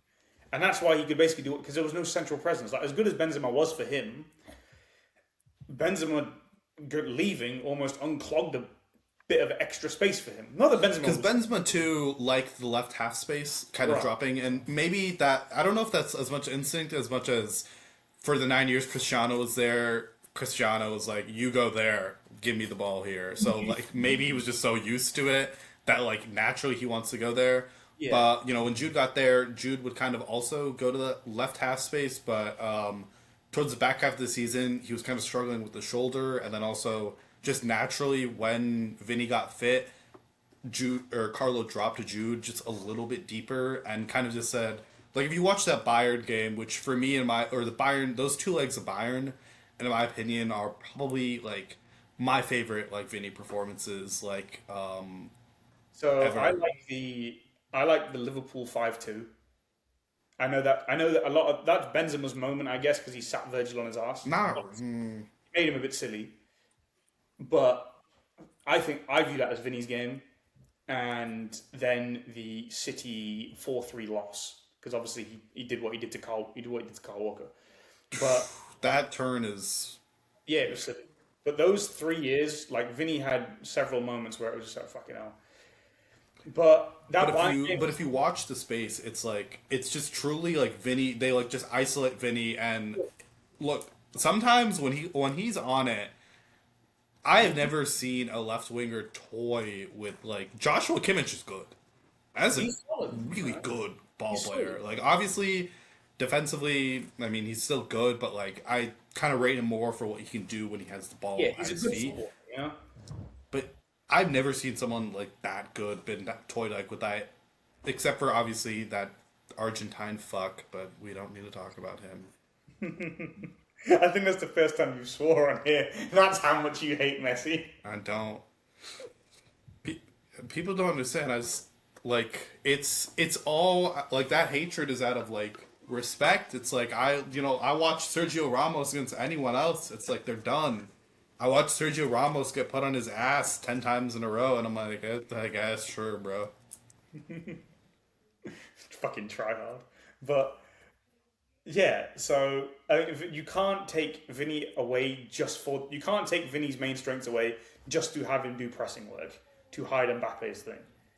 And like yeah, Mbappe presses a little more for France, but it's not exactly noticeable. Like It's from 0 to 1, so exactly. cool. Like people were pointing at the data and shit, and I was just like, yeah, I know what I'm seeing. The guy's still not like he still doesn't do it. Like Idox V has made millions off of just that 0th percentile. I love Ido. Like he hates I Mbappe. love. Hates Mbappe more than anyone, and I still love him. Like he is brilliant. But no, truly, it's like it's astonishing how little Mbappe will press, and it's like okay, He was getting youth COVID snapped at 14 years old because he wasn't pressing. And you think he's going to But, change like, now? he's not going to change. His issue is that when he came to Real Madrid, if he had come to Madrid in when was he originally supposed to come before like he backed out? Was it 21 or 22? Like No. or right before the 21-22 season. Oh, was- yeah. So no. Yeah, if he had come then, So the timeline is he thought about signing in 2017, but he was concerned about minutes because of Bale. That's why he went to Paris in the first place. Which is fair, Bale 16, 17, we weren't sure if he was totally done yet. In hindsight, he was, but he had the moment in the 18 final, but game in, game out, Mbappe would have played. 16-17 was the start of Bale kind of just being like, He stopped giving a fuck. yeah, which I still love Bale. So okay. Bale's top, but just after the Euros in France, he stopped giving a shit. Like he just didn't care anymore. And then 2021, he tried to leave at the end of the window, and well, no, he tried to leave at the start, and the PSG were just like, "No, you're not going in. We just got you, Messi. You will sit your ass here, and we will take the risk that you leave for free because we don't think you're going to leave for free." 22, he backed out last second after an interesting trip to Qatar, and that was that. And then he thought about moving in 23, and Madrid were like, "Look, we'll give 100," and PSG were like, "We want a bit more than that." And they were, and But Madrid were like, we'll get him eventually. yeah, so it's like you either take the 100 or But don't. Like, we don't care. thing is, when Mbappe came, I think he came at like the worst possible time, Oh, where it's like, it was terrible.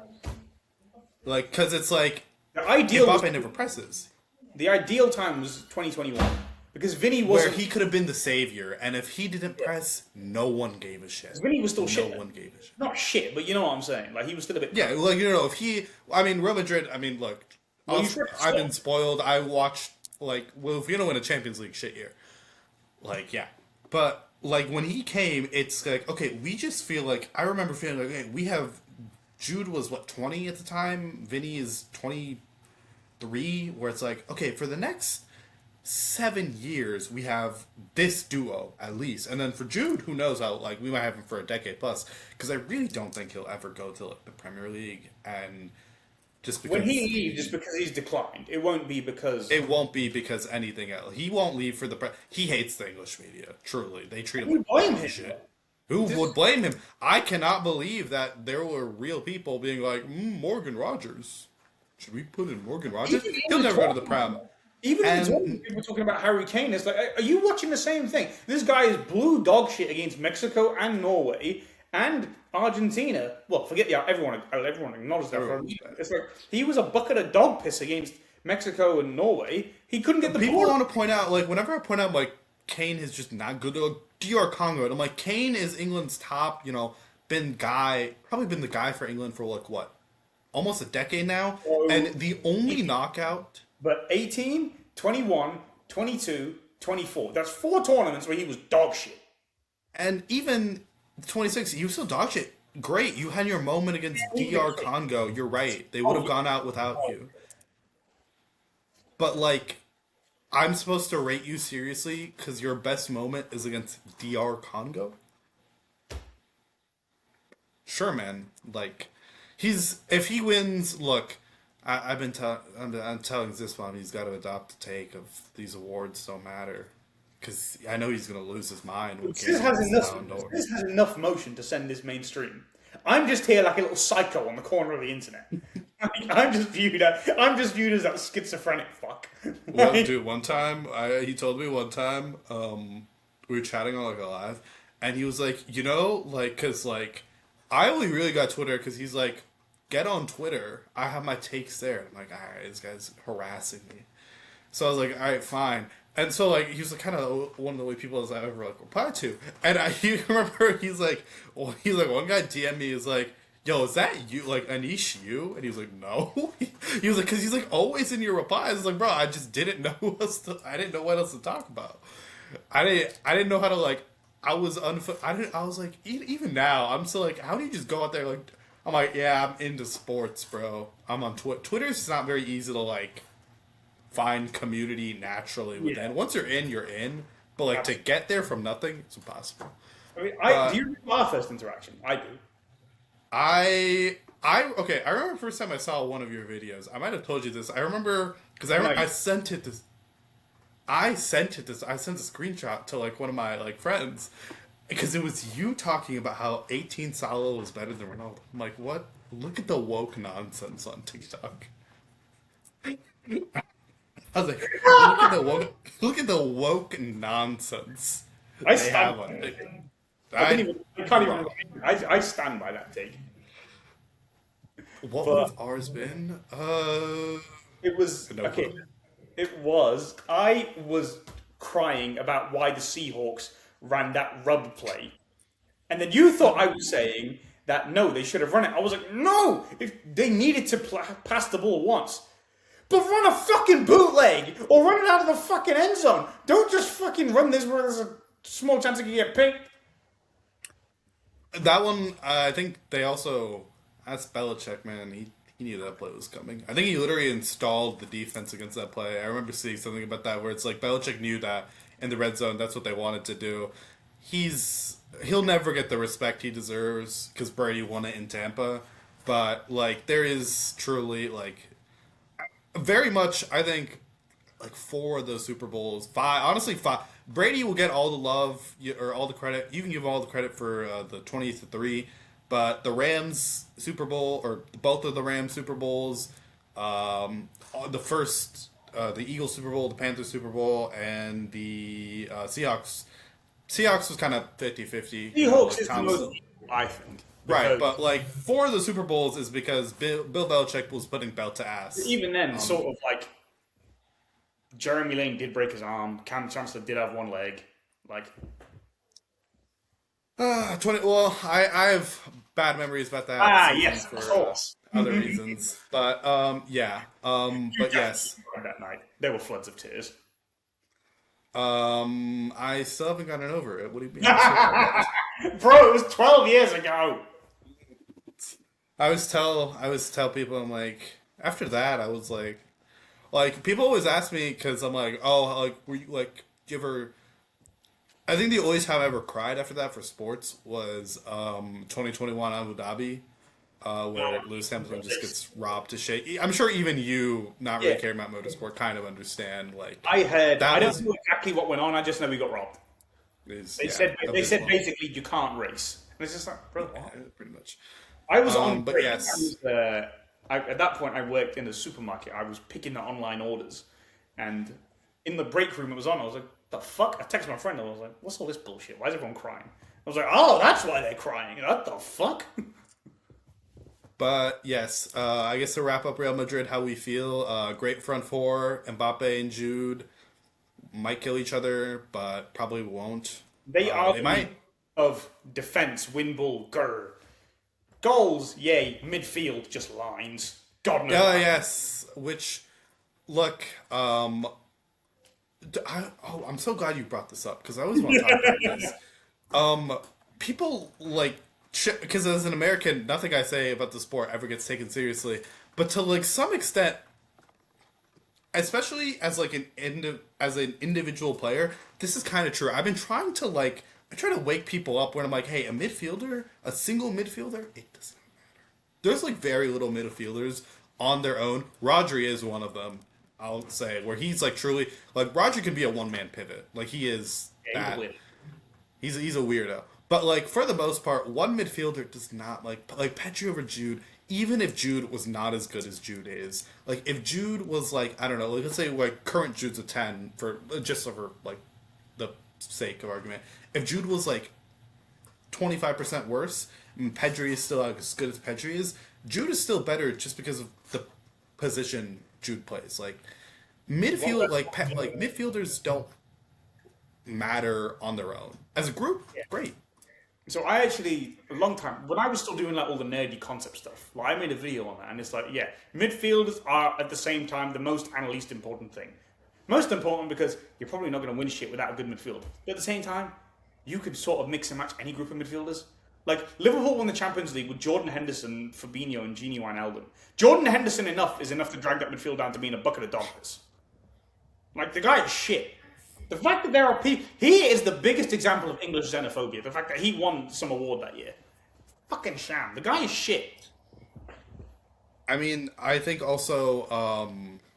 but my point, or the main thing about midfield is, like, it just can't... As long as it's not a weak link... It's like a weak link thing where it's, like... As long as, like, you know, no one's, like, abysmal... Like, as long as you have, like, these role players where individually they're just kind of not that good. I mean...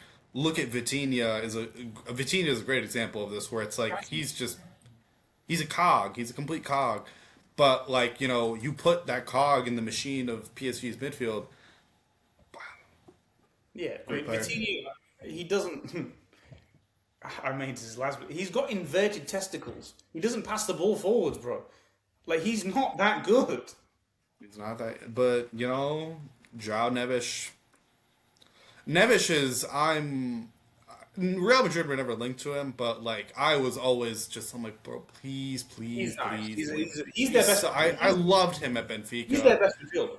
He's probably besides Rodri as like a midfielder. I would probably rate him because he also has that. Rodri's sort of in his own space. Like he's sort Rodri's his own space. Like I can't. I'm so like I just said it where it's like he was his Ballon d'Or season. He was the like one man pivot for City that year. Like this is what annoys me specifically about that Ballon d'Or win is he got it for his Spain stuff, but was it good for Spain? If you were going to give it, Jamal should have been. And it should Jamal should have been player of the tournament. Whatever, who cares? Awards don't matter. But Rodri is kind of like the only player where it's like he was like truly one man pivot. You can nostalgia merchants will always be nostalgia merchants where you'll have people being like.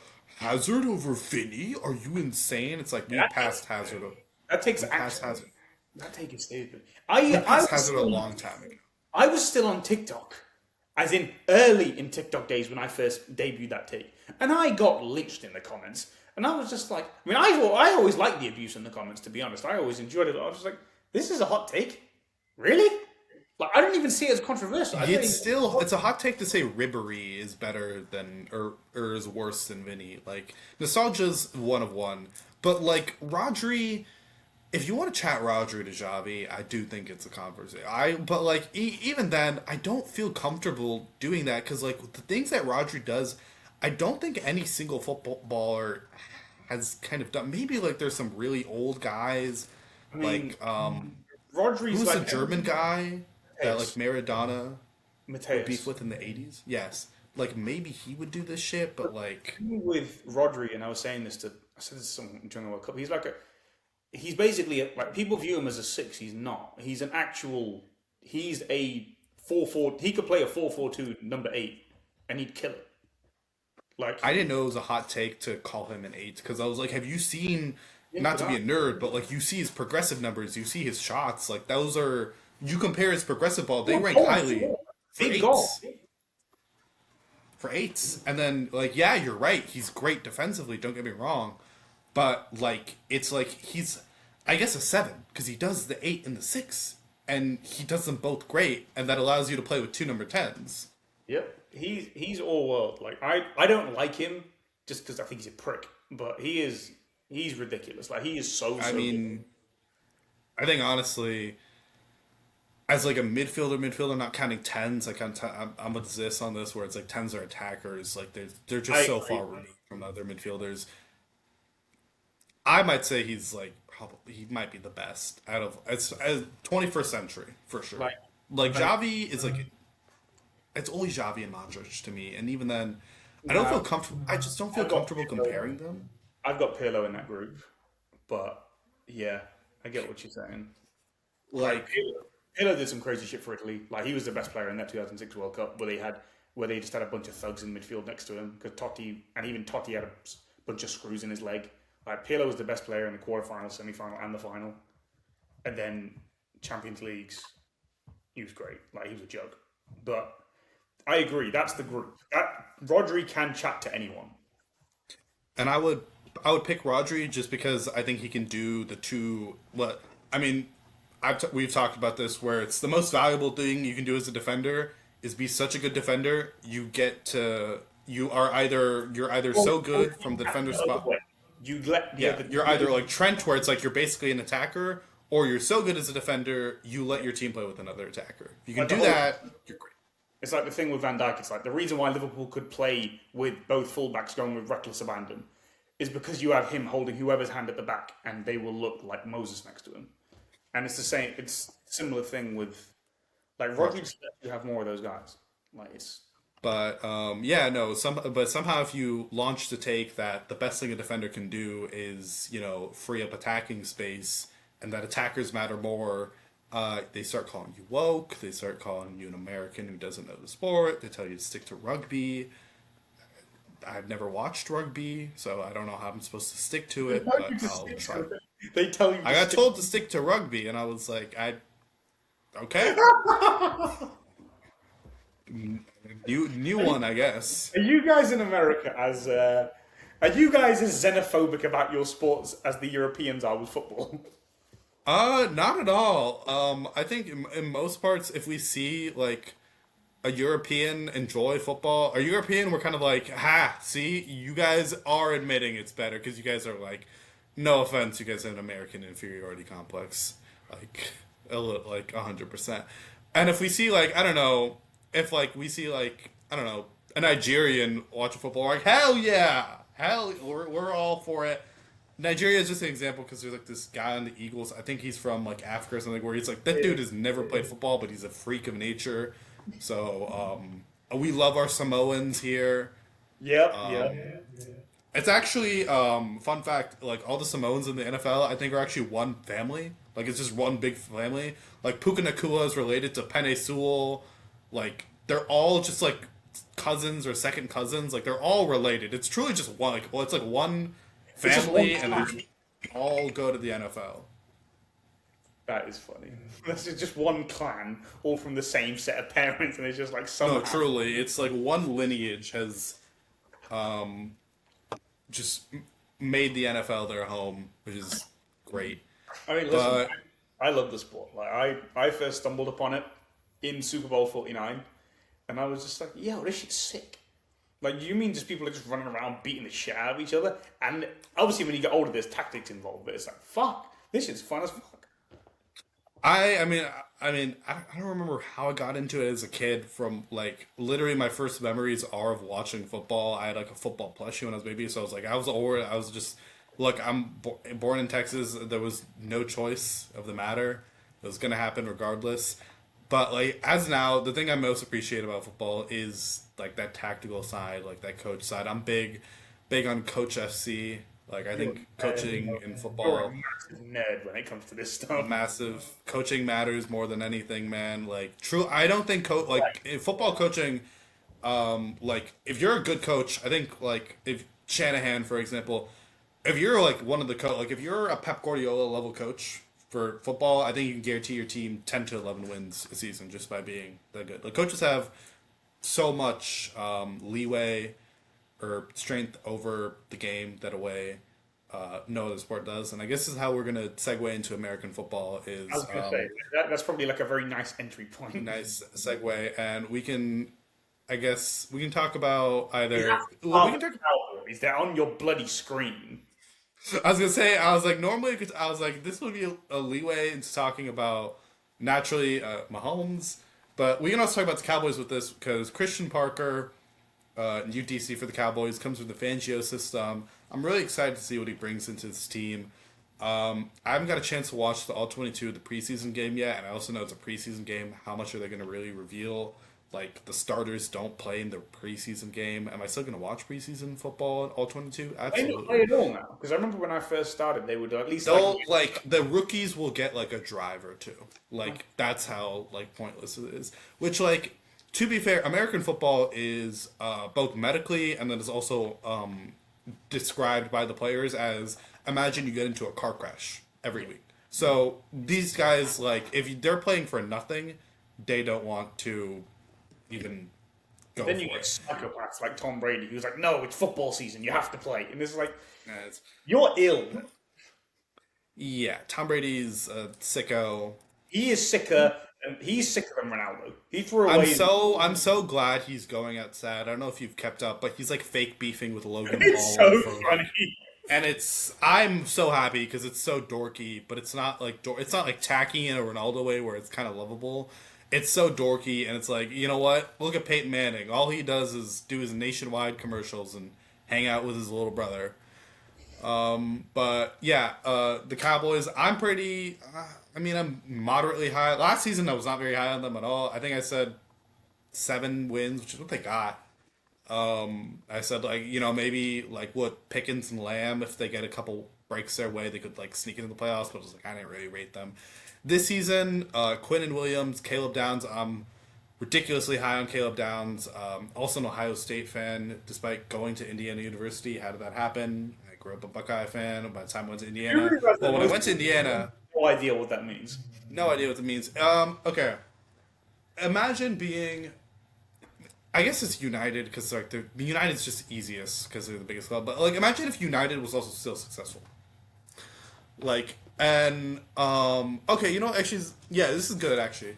It's like imagine it's 2008 or 2008, and you're like, I'm gonna be a United fan, but I'm also gonna be a City fan because like at this point, City are nothing. Like, there's no chance City and United will ever be competing for the same team, so I can feel good about supporting them both. I get to Indiana, Kurt Signetti comes, and suddenly Indiana and Ohio State are now playing for something. Where, like, they play for the Big Ten championship. Keep talking. I'm going to need to move you because I need a charger. But keep talking. Keep telling your story. Right. So, it's like, all right, like the Big Ten championship, I watched it with a bunch of, my IU friends, and I was just like, I'm hoping for a good game, because now, like, the Big Ten championship, we don't need to talk about college football, but like I was like I didn't give a shit. Both teams were gonna make the playoffs. Like it would just swap whoever 1 and 2 was. They were clearly the two best teams in college football. So like I didn't care really who won. Like I don't care about the Big Ten championship. Like, and I was honestly like it'd be cool if IU won it. The way IU won it though was Ryan Day being the worst, and because I got mad about Ryan Day. If Ohio State just lost it, Ryan Day had played to win. Don't care. But Ryan Day did what Ryan Day does, and he played not to lose. And Ryan Day, of course, while fighting not to lose with a more talented team, all you're doing is giving the other team a chance to win, because they will play to win. And surprise, surprise, Ohio State lost. But Jeremiah Smith played great.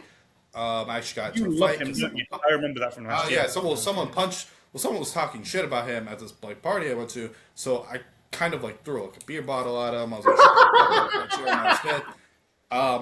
I take this Jeremiah Smith shit very seriously. But yeah, and then when Ohio State, crimes over this man. yeah, no, nothing wrong with that. But and then obviously when Indiana won the title, I was super excited. I was it was a great time. That would have But been a big fun, yes, but so Caleb Downs, Ohio State Buckeye. So obviously I'm already going to be biased a little bit, but even as an Ohio State Buckeye, the way Caleb Downs plays, he knows what you're doing. From what I watch of his preseason, I do.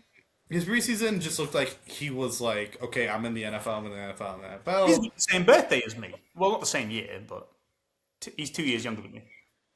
But I did want to see Downs kind of like trigger. He played fine. I mean, it was like 10 snaps, and he played kind of more in that like traditional free safety role, and a couple snaps into the nickel, where okay, didn't really see much action.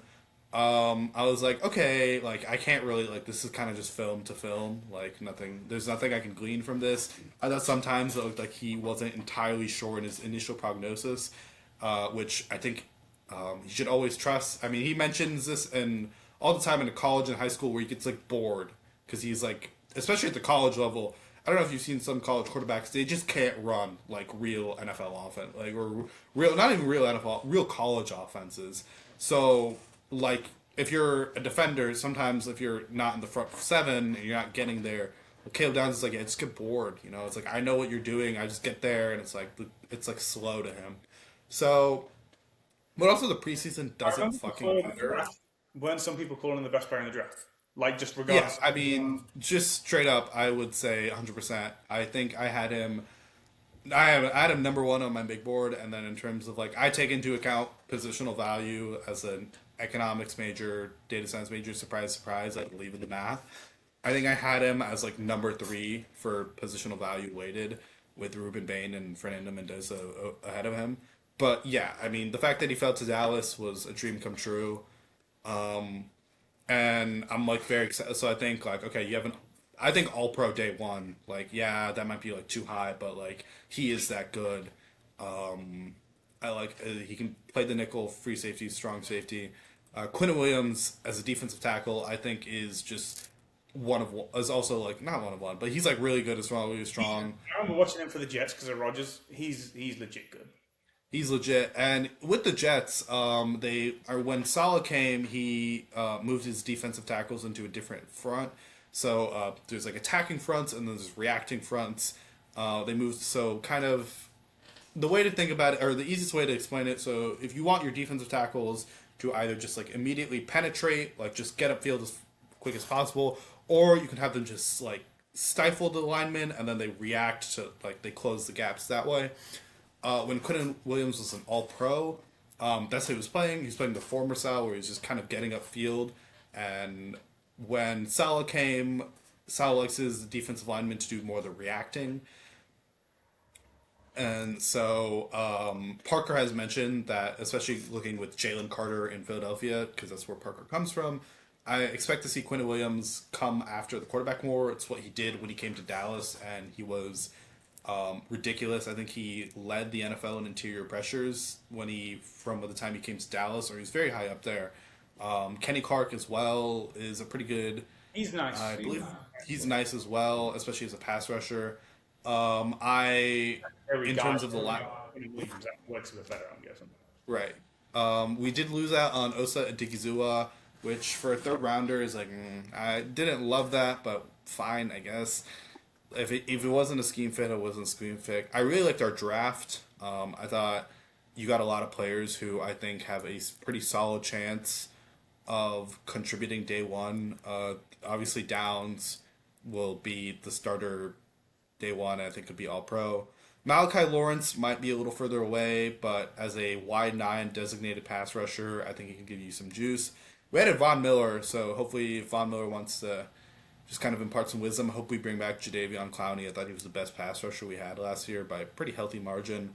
Donovan Ezeraku, good run defender. Pass rusher, he has no strength. He's just completely nothing.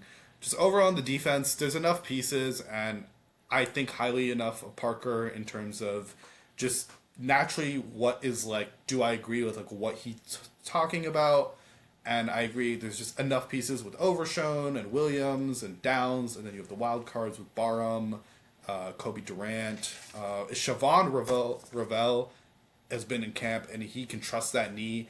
If Ravel breaks out, like that's like all the better. I think there's enough pieces on the defense that the offense is fine. There's no need to fix the offense. I think like they can run the ball, they can pass the ball. Offense is the offense. The only concern I have for the offense is it's an even number DAC year, and those kind of don't end up, being well 2020, 2018, or 2018, 2020, 2022, 2024 just have kind of been so DAC years. So that's like kind of my only concern with the offense. On a micro scale, I am hoping for a CeeDee Lamb bounce back. I'm very high on CeeDee Lamb. I have him as the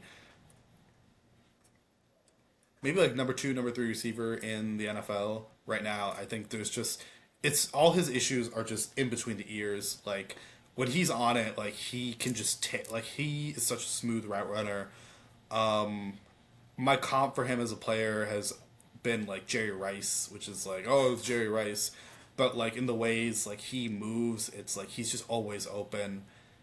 He's just one of the ones in terms of like route movement. I know Jefferson and Chase get more juice because Jefferson at the catch point and Chase with the ball in his hand. Chase with the ball in hand balls in his hand is like ridiculous. He's 200 pounds that quick.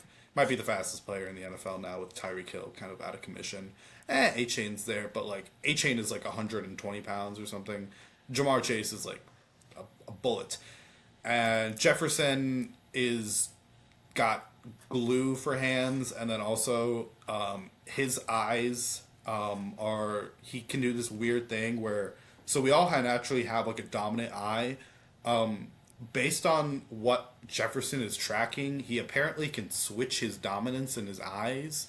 Cool, but if you watch Jefferson, it explains why he's so good at the catch point. It was like an eye study thing. I think Anthony Lawson of Esquire Sports did a video about eyes. I could be wrong, but yeah. So like, cause they have like the spectacular catches, they kind of get more of the juice. But I would put Lamb right there, except sometimes Lamb is a little bit of an idiot and will drop the ball. Like truly, if he dropped like 300 yards and 3 touchdowns last year. All of them against Philly too. Like one of them straight up cost the game. One of them almost costed another game. But I've been seeing a lot of Pickens is better, or I see, I don't think like, or Amon-Ra St. Brown seeing higher than. I love Pickens too, don't get me wrong, but like it's a 1A, 1B, but there's a very clear 1A, and it's still CeeDee Lamb. But overall, I think the Cowboys are in a position where I think Philadelphia, I'll talk a little about Philly because it's kind of tied in with Cowboys. I think Cowboys are set up where I think in New York, the coaching staff is abysmal.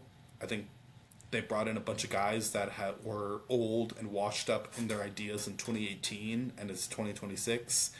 And I just don't trust that team. The defense can be really nice. Arvell Reese is moi, and they got a lot of nice edge rushers, but like I just don't trust that offense.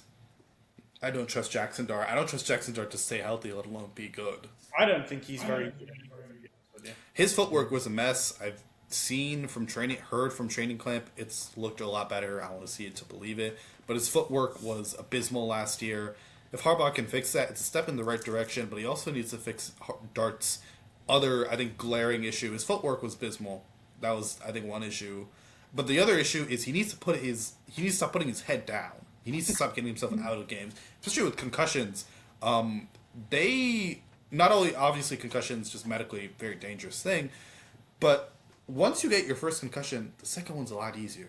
Once you get second one, third one's a lot easier. Like they snowball. That's why like when you see like once a player starts to get like 2 or 3 concussions, they start getting concussions really often. You're like, "Whoa, that's so weird. What happened?"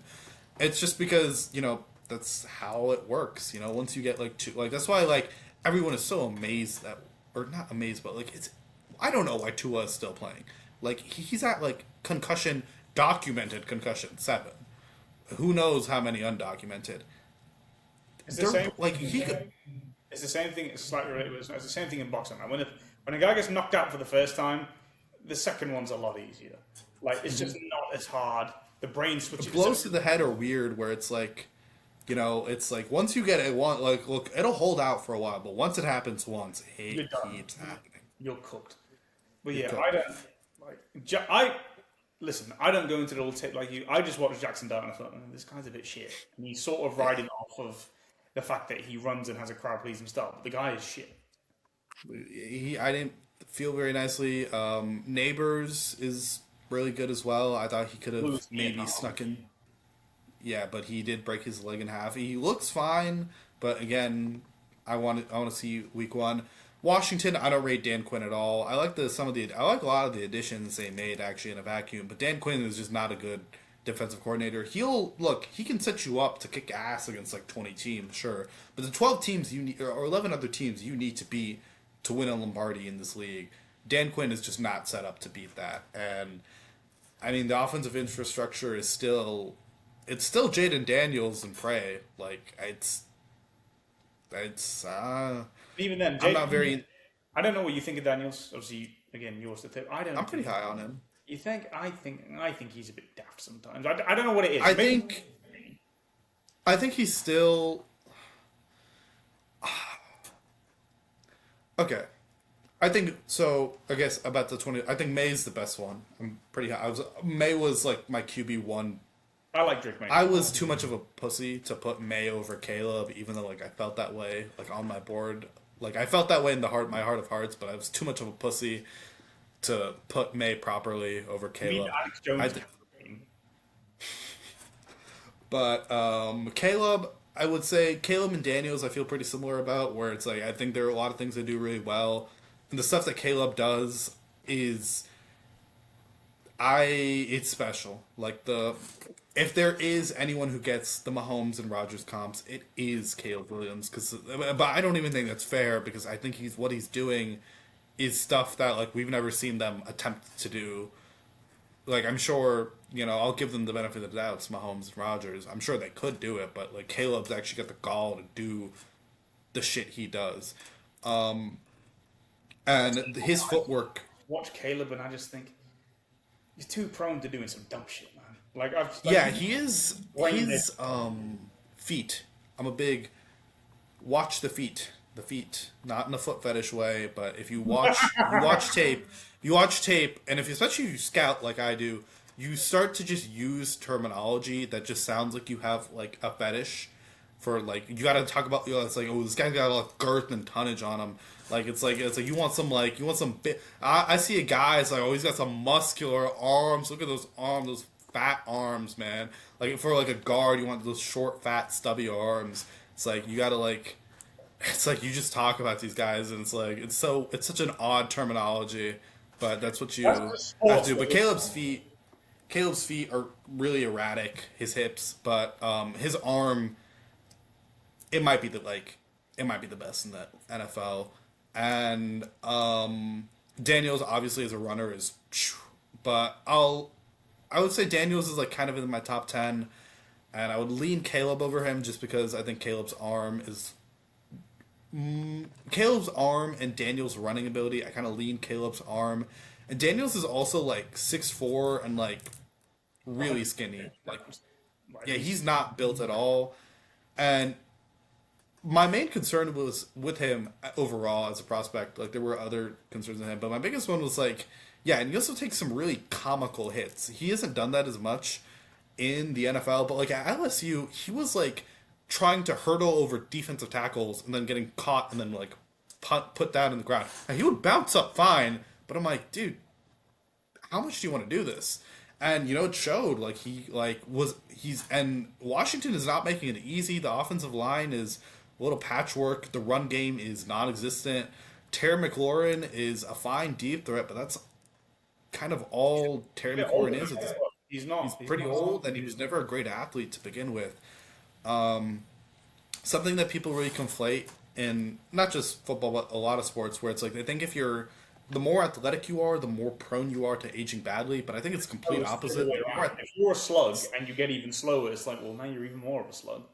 Right. Like Miles Garrett, for example, is like one-on-one athlete, and like even if Miles Garrett loses a step, guess what? He's still a top 10% athlete. He could lose two steps and maybe even be that. But like that's like so I don't feel like with Washington, I just kind of feel like this offensive infrastructure is not good. They're trying to go under center. It'll be interesting to see Daniels try to play NFL quarterback for once. Really, he didn't really do that much his rookie season. It all ended up working out thanks to a weak schedule. But let's see him play NFL quarterback. I just don't think the infrastructure is set up to really help him. And Caleb Williams has Ben Johnson. So Who is really good and likes to take really his shirt off and is projecting for 40 points a year. yeah. But my point is that's about Washington, about the Giants, and then the Eagles are on a complete, I think, roll of the dice. I think the defense set up still. I could flip this bottle cap, and that's about. And you have about as much success as predicting what way this bottle cap is going to end up as predicting the Philadelphia Eagles season. Truly, I mean, offensively, they lost AJ Brown, which AJ Brown did kind of also like throw a temper tantrum a lot. I understand they had to trade him. And they got a solid return out of him, but at the same time, like, okay, you've added Devontae Smith, or you're hoping on Devontae Smith taking a leap. That's fine. My concern with this is Devontae Smith as a deep threat, we haven't seen yet. So it's not to say, like, I don't want to say he's incapable of doing it, but it's not a guarantee. And the players they added, the weapons they added, and Makai Lemon and I think it's Eli Stowers, they tied in from Vanderbilt. It's like, okay, Makai Lemon is a slot guy. When I watched him, he bulked up a little bit from his sophomore year and his junior year, and he's not going to take the top off of defense, but he's really good going over the middle of the field. And now, he could lose weight and start to take the top off of defense, which is what he was able to do in his sophomore year, but he dealt with a lot of injuries his freshman and sophomore year. I'm expecting that weight is what keeps him healthy. So, in that sense, I don't think he's really adding anything. But then you have Eli Stowers, who is just kind of. He's one of those tight ends where it's like, okay, he's a tight end, but he's really a slot receiver. So it's like you have like three guys where I think their best attributes are going over the middle of the field. Now, Devontae Smith might be able to survive and still work vertical and outside, which is where Jalen Hurts wants to throw the ball. But then you're going to go into the fact that this offensive line is, we saw when Lane Johnson was injured, they were bad, straight up, because offensive line is a weak unit. The guard play is not good. I think Jurgens or Dickerson, I always get them confused, are pretty much like played the entire season hurt. Maybe they're a little bit more healthy, but like Lane Johnson is really we're walking. He's like 37, man. Like it could happen like that. And he's not good, and suddenly it's like, okay, Johnson's bad. Mailata's still good, but like the offensive line starts to become a lot worse. And even though I still think Barkley is pretty good. Like I do think he had a shit season, but I don't think that's because necessarily Barkley. But it's like the thing that you said, like about Dak, but just the inverse. Like every other year, Barkley shits. Like it's just. But I do think he's not. He's definitely lost a step. I don't think he's like washed or anything, but I do think he's lost a step. And even when the Eagles won the Super Bowl, Jalen Hurts, until the conference championship game, and even the conference championship game, he could have done nothing. The Washington never stood a chance. Like he was bad. It was a bad passing offense. They have never been able to drop back and throw the middle of the field, and he's going to have to do it. Where it's like, I think already just intrinsically, I think it's a really weird fit of like the amount of receivers you have doing the same thing.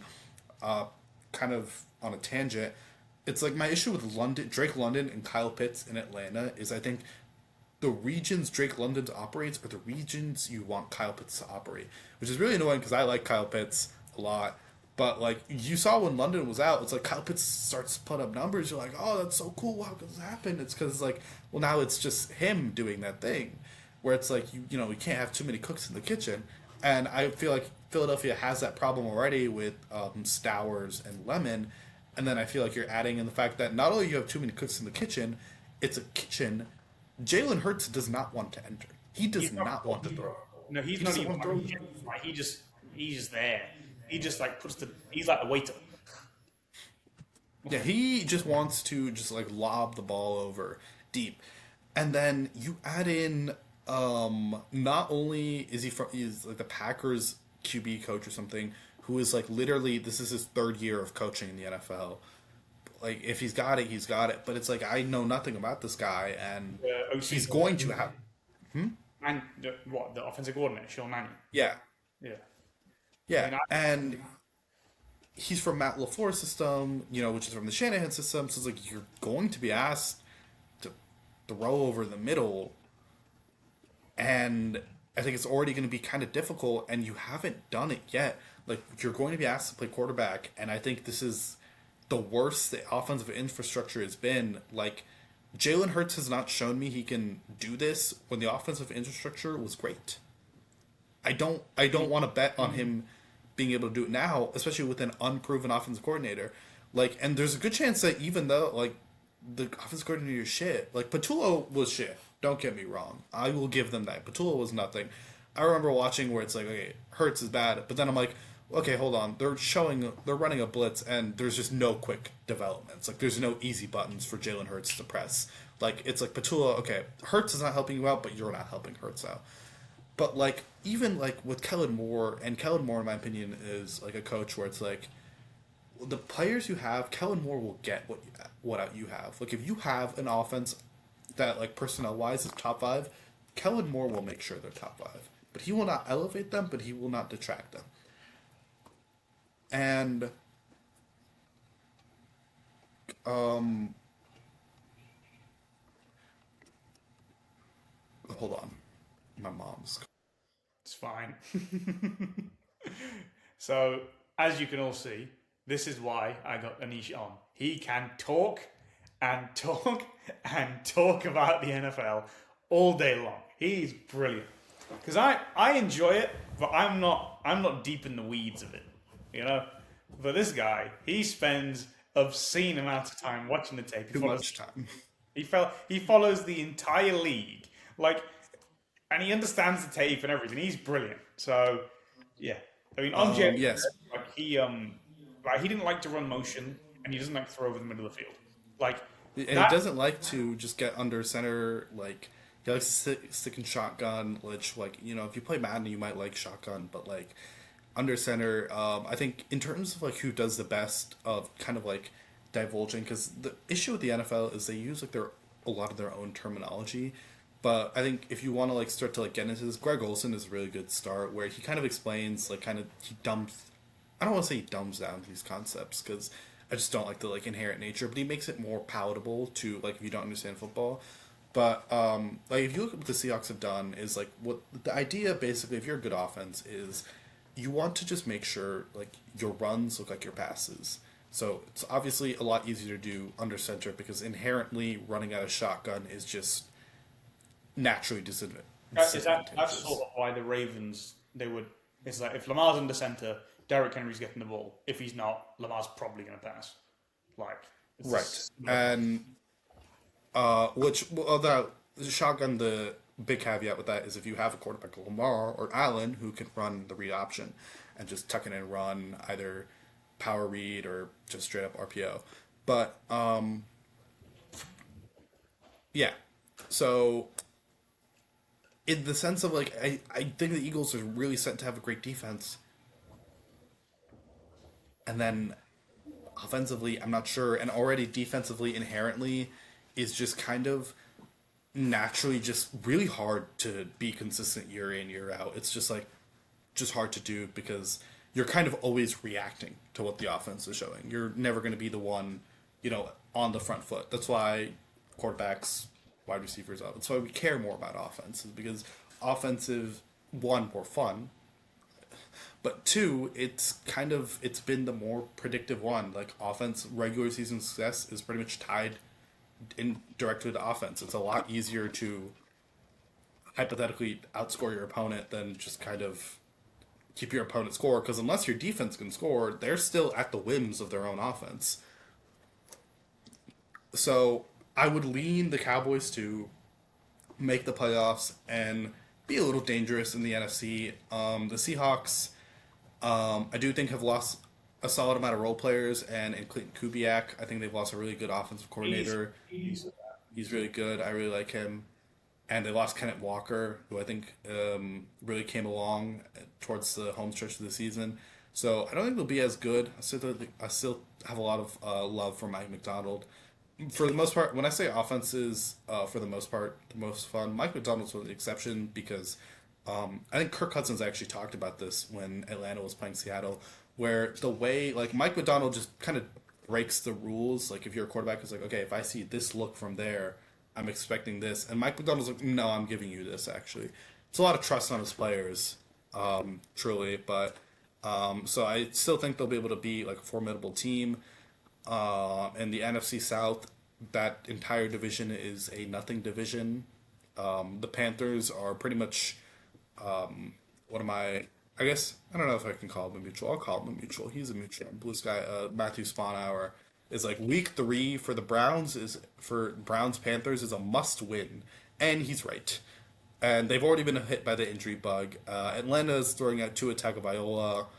The Saints are still kind of mid, but like by virtue of being like not abysmal like the rest of the NFC South, I think will be fine. The NFC North, I feel is really interesting. I have no faith in the Lions. I think the offensive line is getting worse, and the defense is done. And Jared Goff is. I've never thought Jared Goff's that good. Like, even when people were trying to. I was being gaslit for 2 years, and I was like, no, I'm watching it. This guy is not that good. Like, he's fine. Pretty good. Here's my issue with Goff. It's like, I have, like, I don't want to say I'm a Goff sympathizer, but, like, he's like top 14. He's top half of the league, sure. It's so funny, because if you could, like, if we lived in a world where it's like no quarterback gets pressured, I'd put Goff top 5, maybe top 10, definitely in the top 10. But when he's pressured, there might be no bigger gap in performance versus pressure and how they react to pressure than Jared Goff. He's terrible, especially interior pressure, and the Lions line has gotten worse. The defense is pretty much just Hutchinson and a prayer at this point. So I don't feel good about the Lions. The Bears are a big candidate for regression. I think even Ben Johnson talked about this, just the way they play football, the way they got a lot of turnovers. They had a really good, I think we're second in the league. Good, but they managed to turn the ball over a lot. They managed to turn the ball over a lot, and they got pretty lucky. One-score games, I think they had the second best mark in the league. So just already it's like a lot of red flags in terms of like regression indicators. So I still think they'll be good, but and I would have leaned the Packers, but they're missing Micah for 6 weeks, and they did not win a game when Micah was hurt. Literally a single game. They were looking like, maybe Super Bowl contender. I don't think they would have won. Because their pass rush was nothing. Because Micah's a one-man pass rush. Yeah. It's great, but then if he's not there, then it's okay. Well, shit. What do we got? So the NFC North, I feel pretty solidly about the Vikings actually, because I really like Kevin O'Connell. Brian Flores is great, and he's always going to give you a good defense. He's one of the most creative defensive play callers in the league. It's just the quarterback situation. It's just so.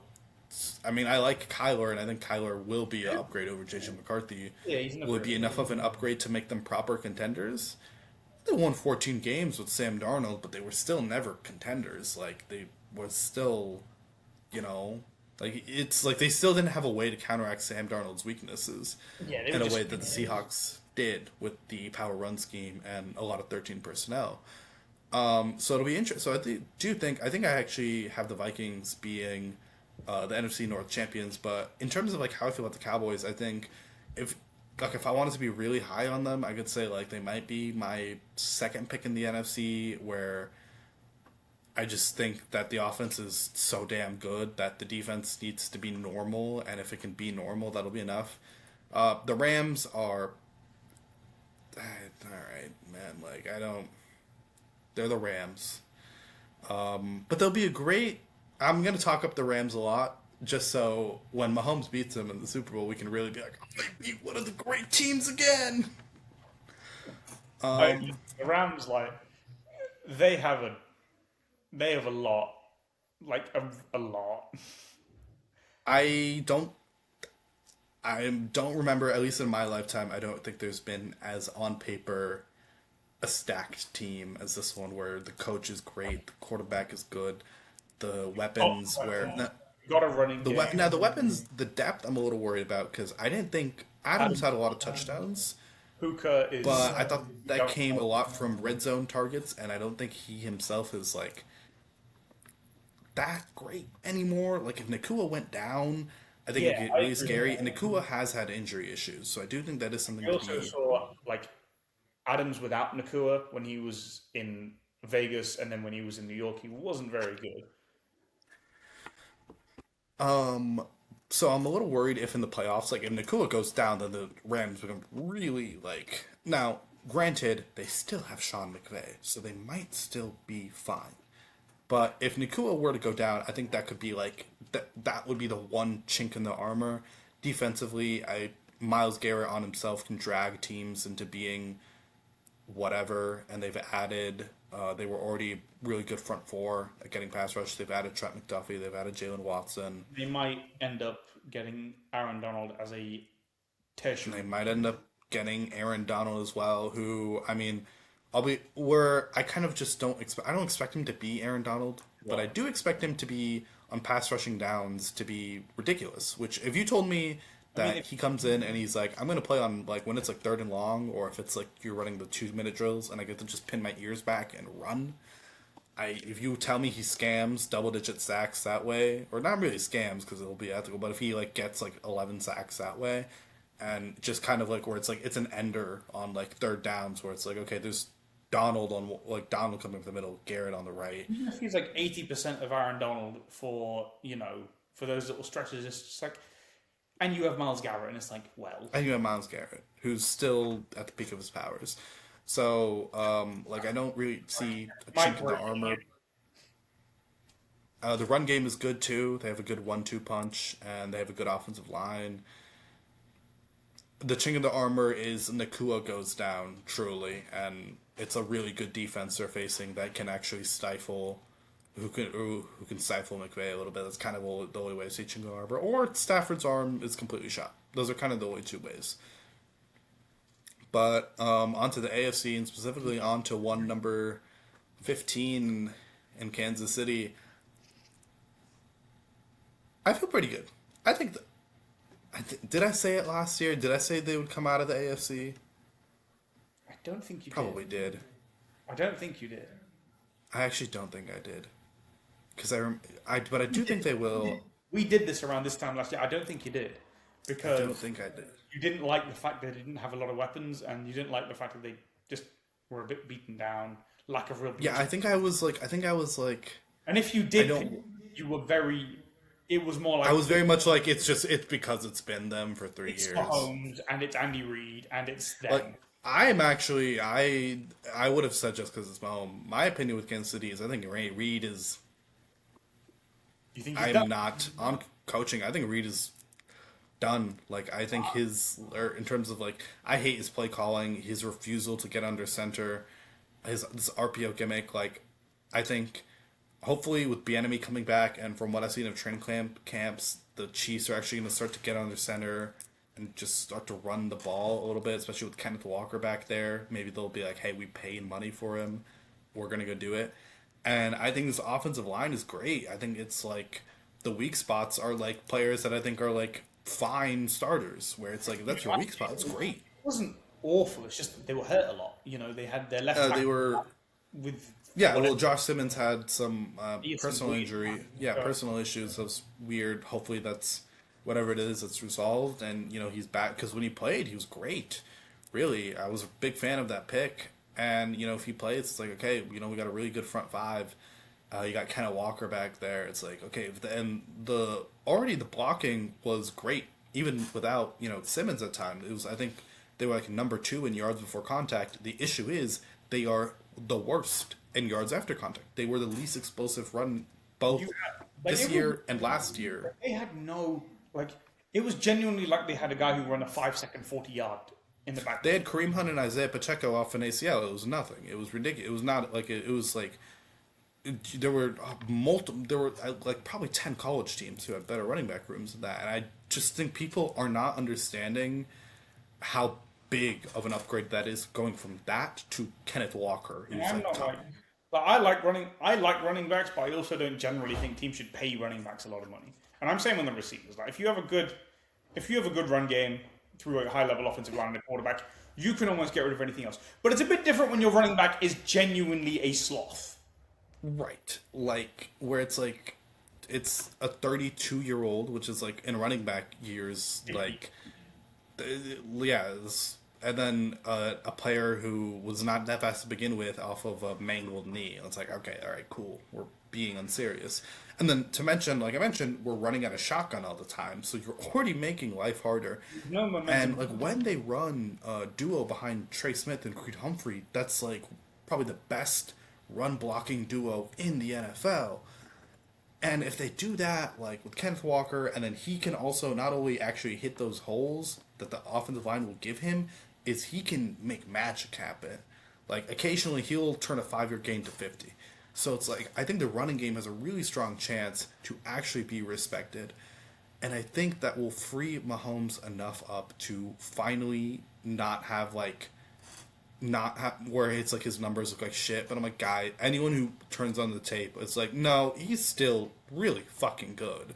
It's just, the situation is, like, honestly, Mahomes was doing so much. That situation was bottom 5 in the NFL last year. In the years that they were winning, even the years where they were winning and making far runs, it was just, okay, you've got Mahomes, you've got Kelsey, and you've got an offensive line which is like, okay, you're not liabilities.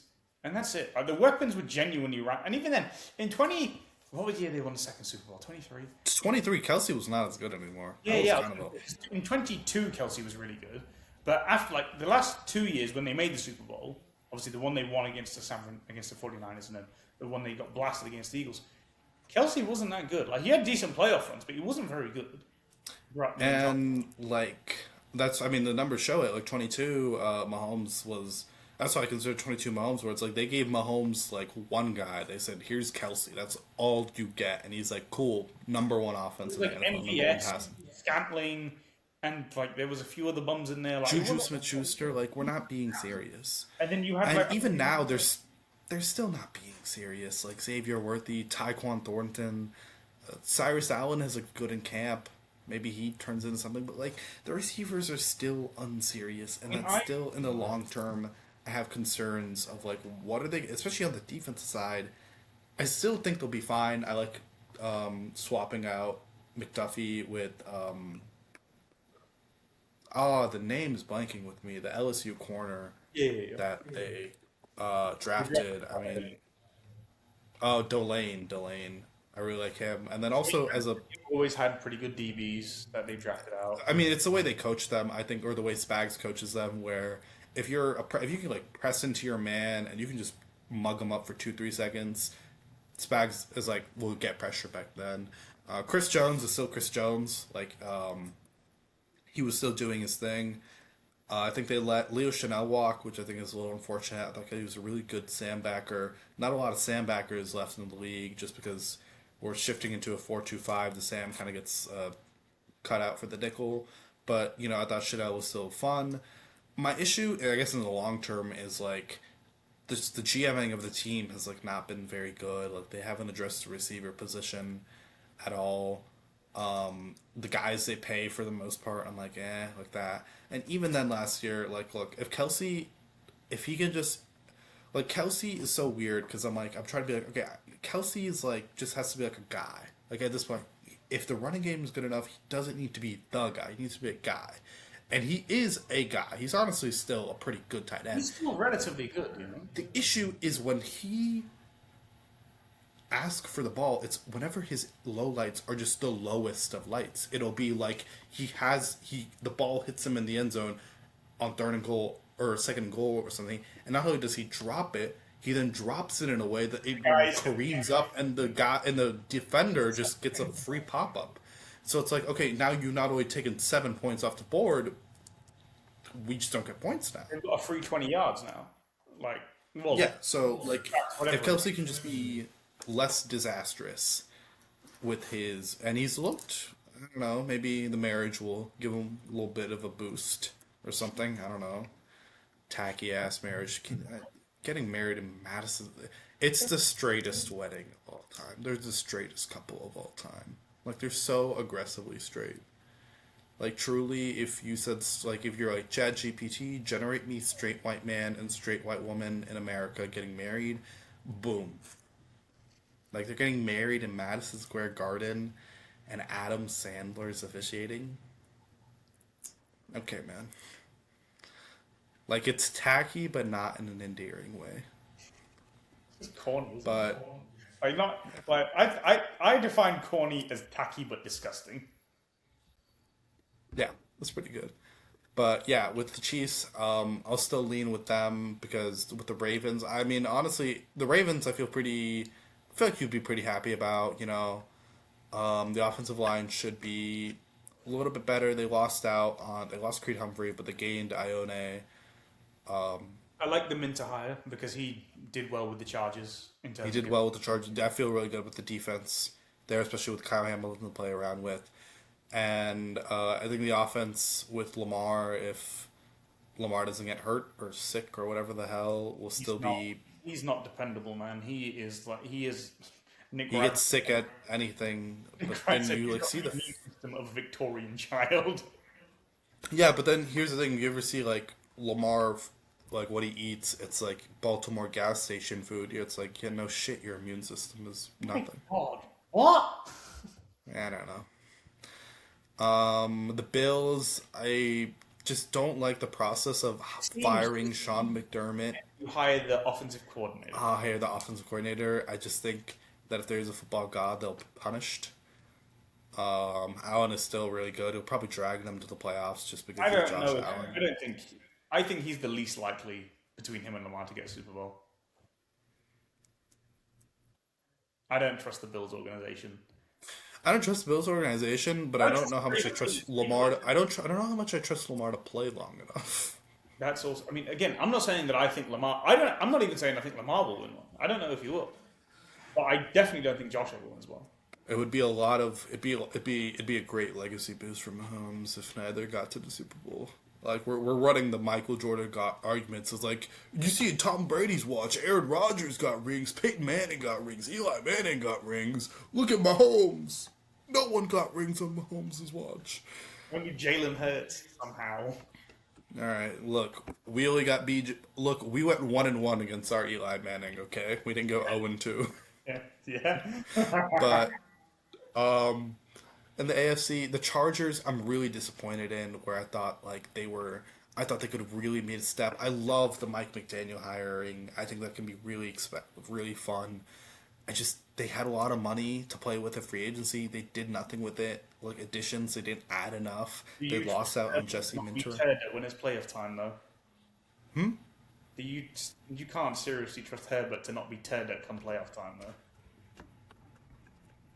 I really like him. He's really fun. Like he's insanely aesthetically pleasing. But the guy has been a shambles.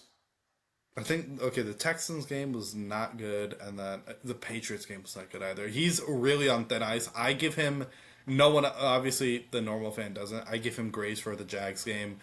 When your running game is getting -2 yards over a second half, when you're up 27, you have to pass the ball. You have to pass the ball, and inherently, that's just going to let the other team into the game. Like a couple incompletion, couple drops. It's like okay, and then. I blame Austin Eckler for that. He is on. I'll give you this. Like the Patriots game was bad, the Texans game was bad. So it's like okay, we got one more chance. Because I wanted the Chargers to win that game. Because I thought okay, because what year was that? 24? Who did the Texans? It was last year, 24, 25. Yeah, who did the Texans lose to in the next round? They lost to someone. It wasn't the Ravens. It was someone else. Was it the Chiefs? I think it was the Chiefs. It was. Yeah, because I remember I It was was thinking, Chiefs. okay, Chargers Chiefs will be a good game, but then Herbert is running 20 yards to the right and he's chucking balls across his body, and it's like, what are you doing? Yeah, it's. I, But I really liked that season because it was like, okay, he didn't turn the ball over. They ran a fairly good offense. It wasn't crazy efficient, but then he just ruins it all. He threw more picks in the game than he did in the entire season. Yeah, man, that wasn't good. But no, but I like Herbert. I'm hoping that McDaniel's can really manage to do something with him. The receivers aren't very good. Like McConkey's Uh, McConkey's. the receiver with the I long hair. have I have faith in McDaniel to kind of use the weapons he has, and just Justin Herbert being Herbert. If Alt and Slater can play, that'd be also a big help. They did not play most of the season last year, and I think one of them missed the entire season. And Slater missed the entire season. When Alt played like 6 games yeah, total, pretty much, and when Alt played, they were a top 10 offense, and when Alt they were didn't, they doing were. pretty well. Everyone was thinking like, oh shit, the Chargers are actually on smoke. Yeah, and then Alt got hurt, and then it's like, oh well, it's like okay, no Alt or Slater, and the interior lineman terrible. But in terms of the Bengals, I think of they're just kind of a worse Cowboys. Like I would pick Dak over Burrow. Dak's I better than think Burrow. I don't rate Burrow as highly. Burrow's a sack magnet. Pickens is I think significantly better than Higgins. I think Higgins is still like a 2, but I think Pickens could be like literally a 1 in most like easy top 10. I think probably top 7, top 6. Like truly, he's great. He can do everything. He's a And then physical I think the man. He's top. Like physically, he's team. really, really good. And then the run game of Dallas is much better, and then I think the defense is better. Where I think I might lean Quinnen Williams over Dexter Lawrence, even though they're kind of different positions. I'll lean Christian Parker. Then you have kind of where in Dallas you have a bunch of guys where it's like okay, like 7 guys where it's like okay, they could be really nice if it pans out. Now, obviously, are all 7 or 8 of them going to pan out? No, but maybe if like 2 or 3 of them do, that's great. I don't feel that way about anyone in Cincinnati. I just kind of think of Cincinnati as like, they might sneak into the playoffs, but I kind of don't think of anything. The Texans, it's like really hard. To play. It's really hard to be high on CJ Stroud, but like, I I like. just Stroud. don't. It sucks. I like Stroud, and I don't think like he's been poor. The Patriots game was abysmal, but I think for the most part, his entire season, like looking at it as a whole, I'm a big believer. Just a playoff game is just a game. Like it's a 1 game sample size. Like it's a really good team. Like it's really hard. Like so many players like aren't good playoff. Like people like to like playoff perform. Like they call like everyone chokers, and I'm like the standards you guys hold these players to, especially in the playoffs. Only Mahomes meets right now, and I guess Stafford might meet, but like there's like 2 good playoff performers. Like Allen and Lamar are still great, but like if like you applied the logic that they do with people like Herbert or something or Stroud or Dak, it's like okay, then there's no one good in the playoffs. No one's good. But with Stroud, I think a lot of the issues have been a very poor offensive line. The receivers have been hit by injuries. Collins is pretty prone to getting injured. Tank Dell died. He's recently revived. Let's see how that works. And the rookies, Higgins from the Iowa State rookies, Higgins and Noel, I think, took a little while to get properly going last year, so he wasn't left with a lot of options. Run game was atrocious. Like Woody Marks was really bad, and a bad offensive line and mediocre play caller. I really liked the Kalen Rutledge and Braden Smith. I thought they made a lot of steps to getting a good offensive line. Tank Dell coming back.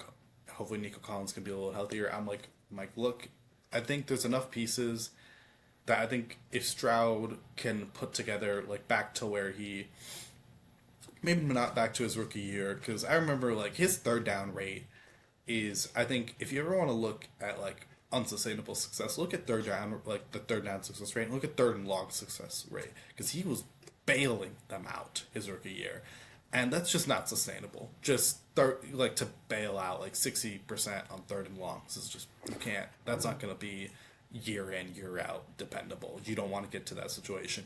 But the Texans were not helping him, and they haven't helped him since.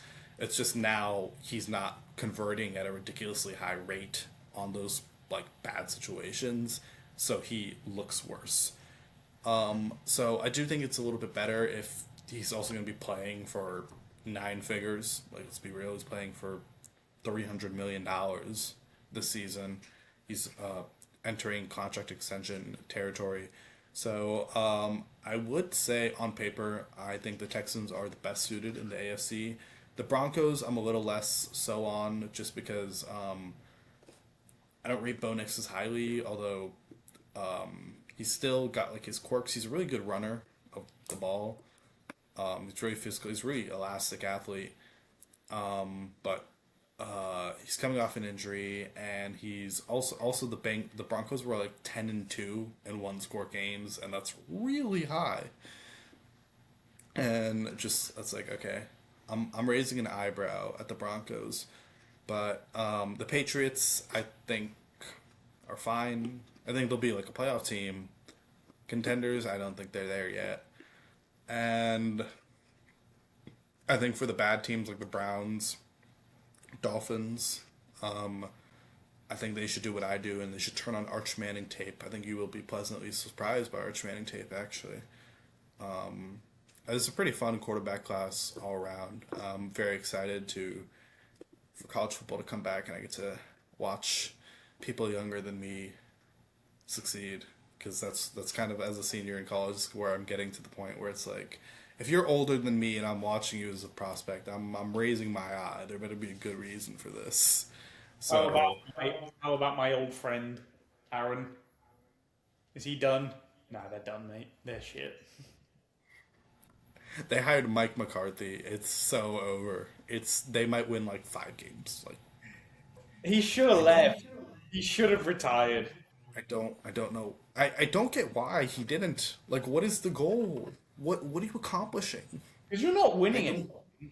you're not winning anything. You're not making the play. We went to Minnesota, who are pretty good defensively year in year. Even last year with JJ McCarthy, they had 9 wins. At least with Minnesota, and then he can do the whole, because like JJ McCarthy is like a weirdo and would 100% worship the ground Rodgers walked on. So it's like, okay, at least there's a young guy. Like, I guess he's doing that with Drew Aller, but like I don't know. I agree. Like, now I think Minnesota was like, Rodgers was like their break glass in case of emergency, which, granted, fair. Like, I mean, his arm is still nice, but his arm can't hold up throughout a game or throughout a season at this He point. also just doesn't like And he can't move he at can't all. move, and And he's stubborn in the fact that he wants to sit in shotgun, no motion, because he likes to be able to read out the defense and know what he's seeing and not have to change things up. which is So insane. it's like, okay, Because even for like before LaFleur came in, he didn't have a very good year under McCarthy.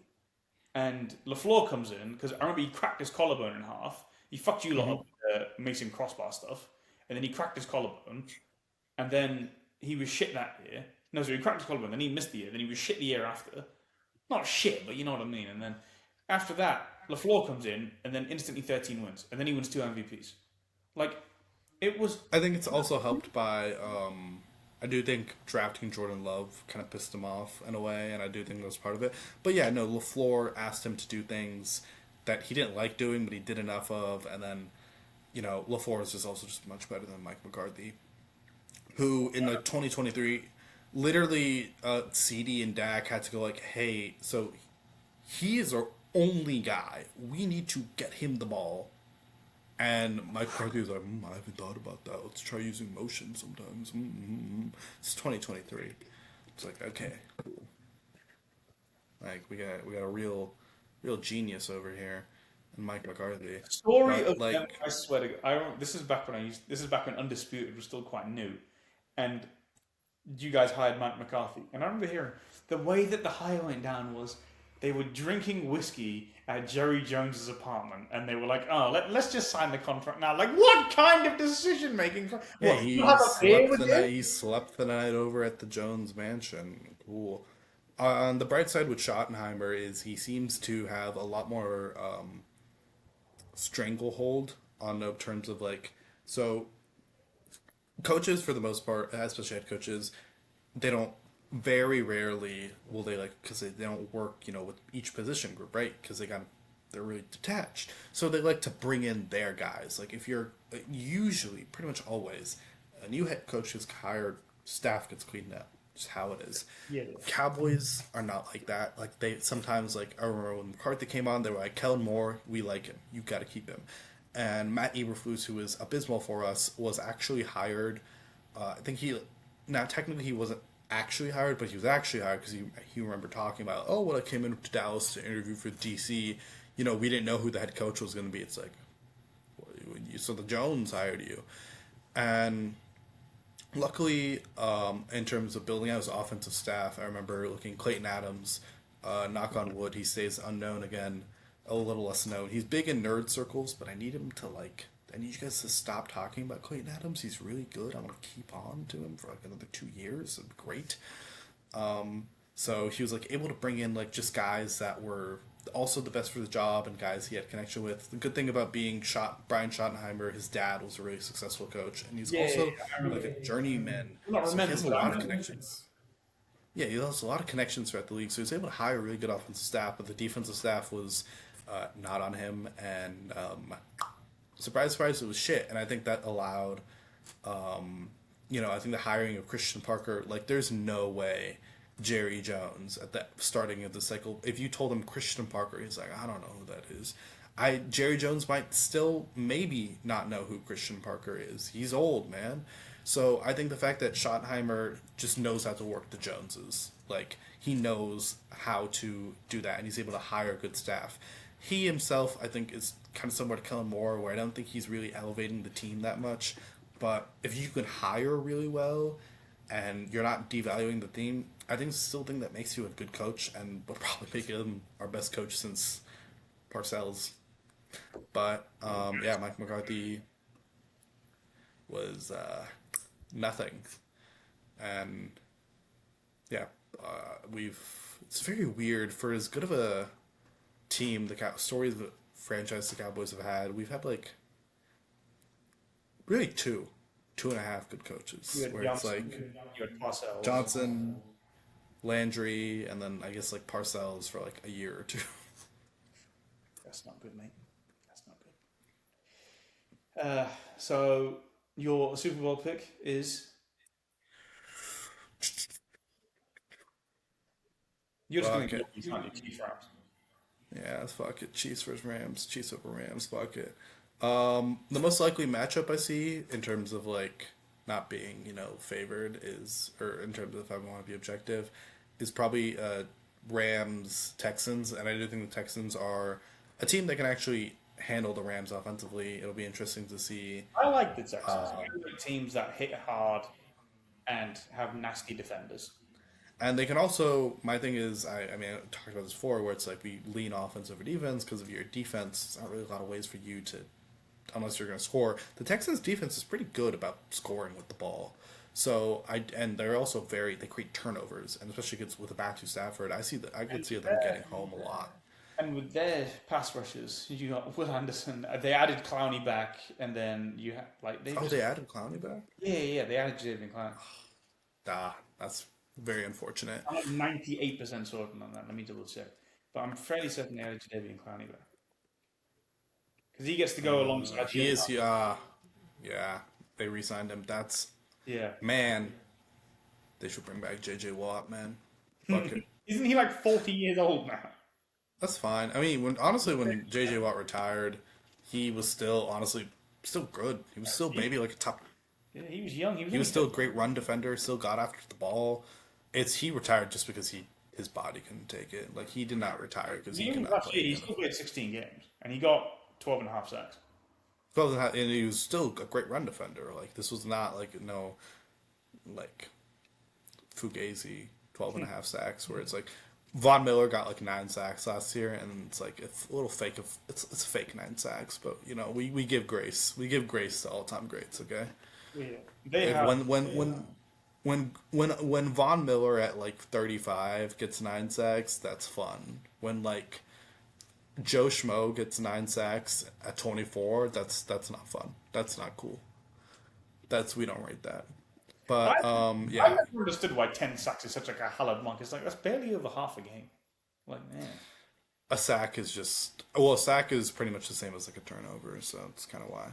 I suppose, but In still, terms of its effect on the game, it, it's it leads to treated. a punt. Yeah, yeah, yeah. Yeah, I know, but still, I've never. but I don't know.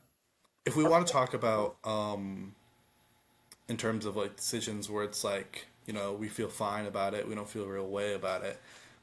I don't love LeBron to the Sixers. It's fine, but like if we're gonna ring chase, I like the Pacers a lot more. So I was really bummed when I saw it because I wanted like I don't think he can win, regardless of where he went. Like whether it was If Miami, if you don't think he'd win, it should have been Cleveland. right? I don't think he can win anyway. Like because of all But the if he, stars to go and pair with, you go with a guy who can't stay healthy for more than 15 games. And it's not just that he can't stay healthy for more than 15 games, it's that the way that the star has to play is so different to anybody else. Because of the fact that when he's not in the lineup, you can play a more modern, spacious offense. But when he is in the lineup, you have to play through him because he can't stand on the perimeter. He can't play any other way. He has to be in the mid post. He has to have mid-range isolations. And now defensively, he can't move and he can't rebound the ball anymore because his legs don't work. So you go with him, and it's like okay. here's the thing: when he's fully healthy, he can actually still do all those things. The issue is a lot of the times when he's playing, he's not fully healthy, which is again kind of your point. Is like there's 30 games where I was like, no, when Joel is healthy, when Joel's healthy, but then a lot of the times like, oh, he's playing on one knee, so he can't do that. So And even in the playoffs, right? Okay, the first 2 rounds is a bit easier. But when it comes to the conference finals, you're playing every other day. His body can't hold up. It's impossible. There is no way they can win a title over there. It's the most fun. They might win a lot of games there. They might be able to crack 60 wins for the first time since LeBron was in Miami because LeBron, Jaylen Brown, Tyrese Maxey, VJ Edgecombe. Oh, right, because the Lakers season got shortened. Because I think they were that first season with Davis. They were on pace for 60 wins. I think like 62, 63 or something like that, which would have been really fun. But I remember they had right before COVID happened. I remember they had just beaten the They beat Bucks the Bucks and the Clippers. and the Clippers back to back, and it was like, wow, they're they really lost hitting their stride. They lost to Brooklyn like 2 days later, which everyone forgets, which is really No funny. one cares about that. I know, it's just really fun. But the funny thing is, so AD in that game, he missed the buzzer beater that he made against Denver. So it was almost like, okay, yeah, cool. No, it was all part of the plan. It was that loss to Denver or that loss to Brooklyn was to ensure Davis would not lose to Denver. He wouldn't use it. But Yeah, I don't see it. Like, I don't. Here's my thing: if you're going to be a contender, I like the Pacers a lot more. I like going to the East in terms of like if he wants to be a contender, get the hell out of the West. it's just There's there's Wemby. I wanted him to go to Philly 8 years ago. I didn't want him to go to Philly. I didn't want him to go to LA. I don't like LA. I don't like Kobe fans because LA. I don't think he really even thought about. Like obviously he had the decision right, and then his return home to Cleveland was like a pretty lengthy free agency. something like he held up the entire thing. Yeah, I mean, he's LeBron. He always holds up the whole thing. But, like, his return home, too, was, like, pretty... he definitely thought about it. And then the Lakers one, I think he barely spent a day in free agency. It was like, I think it was July 2nd. I woke up July 2nd and it was done. Because... Yeah, I mean, honestly, when free agency hit, it was a pretty much done deal. Where it was like... 30th was Mbappe's game against Argentina. This is how I remember it. It was Mbappe's game against Argentina. It was World Cup time. Allow it. I have a weird way of remembering things. July 1st, there were rumors that came out that Rich Paul was in Philadelphia because I was at my friend's house. We watched I think Croatia played. Croatia played someone. They won on penalty shoots. And then the day after, I woke up at like normal time for school, and then I saw LeBron signing LA. I was like, oh, for fuck's sakes. Really? I remember the reporting being, because I remember there's like a Bleacher Report graphic like for this where it was like the Lakers, the Sixers, and the Cavs, and I remember it was very just basically it was pretty much like it's the Lakers. Like the Sixers are like a dark horse, like they're still technically in the race, and the Cavs technically like it all else fails somehow you would go back to the Cavs was reportedly, but I don't actually ever buy onto that. Like I really do think it was he didn't think about that one at all. It was never going to be that. It was because of his fucking wife. He wanted to listen to her. I mean, yeah, there's no way living in Cleveland's great. But like that's my thing. Like if you want to contend, going to the East is smart. I would have gone to the Pacers. I think with Halliburton like with the Pacers, first of all, he needs a team that's already good in the regular season where he doesn't need to be. He doesn't need to be that. Because he, regular season wise, you cannot be counting on LeBron. That's not what you're signing. He's not shit, but like he's like whatever. Like, but like for example, LeBron's not going to be playing. If you want the best out of LeBron, he play him like 62 games. He can scam an All NBA third team, and rest him the rest, so he can actually try in the playoffs. And the Pacers also just the way they play, the way they like what they would have LeBron do, play him a little bit off ball. But then also if he needs to, Halliburton will happily just give him the ball. Super selfless guy, and also great off ball cutting off I think screens and that, like shooting. Halliburton, like LeBron wouldn't mind playing off ball for Halliburton because Halliburton he's very he's Yeah, and even then, LeBron, he might be a little grumpy about it sometimes. But I also think Halliburton coming off an ACL might also be inclined to want LeBron to take some of that responsibility for a little bit for where he maybe like especially early on in the season let LeBron kind of find his place in the team. Like I thought the Pacers were just kind of a perfect fit. I might be biased because that would mean LeBron is an hour away from me as a drive, so I could always go watch him. But like, I just don't like if we're gonna go that way. I think I just don't see the Pacers. Timberwolves could have been really fun in terms of. and I also just But don't think Melo Ball. I think the Timberwolves would be really fun because I like Anthony Edwards. I like LaMelo when LaMelo plays.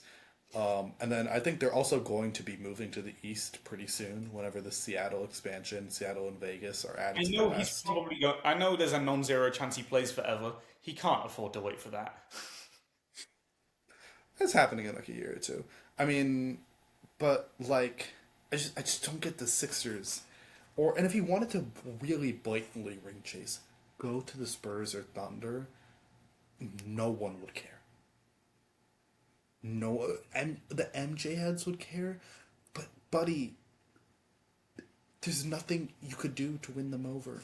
No, you could Don't go bother. back to back with as being the best player on this Sixers team, and they'd be like, "Well, it took him 24 years, 25 years." And MJ did 2 3-peats. LeBron did 0. Even if they three-peated now, it'd be like, "Oh, well, it took you long enough, didn't it?" He could 5-peat and they'd still be like, well, he lost the finals. Super team. That's it. It's a super team. MJ never had a super team. Meanwhile, No. MJ, no. MJ never played a super team because he was the super team. Yeah, like no shit. because even their definition of super team is like, oh, well, it has to be built through free agency. It's like, what? Since when? Like, it's just that you have a bunch of good players on the same team.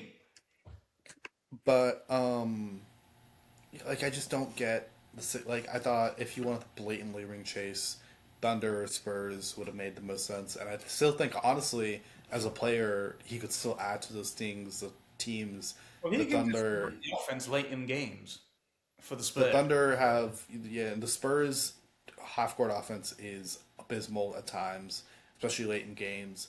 The Thunder half court offense with besides Shea is abysmal at times. Is not even abysmal at times. It's just straight up bad when Shea is not working. And if Shea and Wemby is pretty much the perfect Shea counter, where because Shea is not like Luka, where he doesn't have a 35-foot 3-pointer in his bag to make you really lay off him or come off him like that, and just makes like Wemby is just kind of a natural counter to Shea. Because And Shea's mid-range work isn't even long. Shea's mid-range and getting to the basket, and Wemby erases that. Like, it's Yeah, just actual mid-range. yeah. And Wemby erases that. You're not doing that versus Wemby. And, having another on-the-ball creator who can run the offense, also give Shea a goddamn break, would be perfect. Like, I think the Thunder and the Spurs are still places where it's like, yes, he's ring chasing, but, like, I still think he had something. If you don't want to be seen as ring chasing, the Pacers could have been really fun and also a lot easier because you don't have to play the Thunder or Spurs until the finals. And then fuck it, dude. Then if you don't care about winning a ring, go home. You won't win shit, but who cares? Like the Sixers don't really accomplish the ring chasing at all, or good enough to where like I think the Sixers would have been like I don't know the fifth or fourth, sixth best option. But it's like if he's taking the vet minimum anyway. So it's like Just go somewhere where you got a real chance to win. And instead you've gone to the place where it's just like, it's not bad, but it's not great, and it's not really giving you a real chance at winning. So who cares? Who cares? Like, And it's like, listen, if they somehow win, which I don't think they will, but if they somehow win, then great. great. But I don't think they're gonna win. I don't even like. I think they lose in the second round. To be honest with you. I think they'll make. I mean, it depends on who they draw. If they draw like the Pacers, sure. I'm really high on the Pacers. Listen, if I mean, Ronaldo didn't blow his Achilles in half, they would have won that game. yeah, I mean, I would have given them the way he was playing. I mean, there was like 2 minutes, but like, fuck it, bro. I'll give. I remember. I did not. Uh, But yeah, man. We'll see. All right, I think we'll wrap it there. yeah. I think that's 2 hours. Great fun. Any closing statement you want to make? I guess closing statements is Jude Bellingham, guys. Whenever he becomes like a 9, whenever when Kane is forced to retirement and Jude Bellingham becomes England's false 9, and they finally win the World Cup, and he like lifts that golden ball.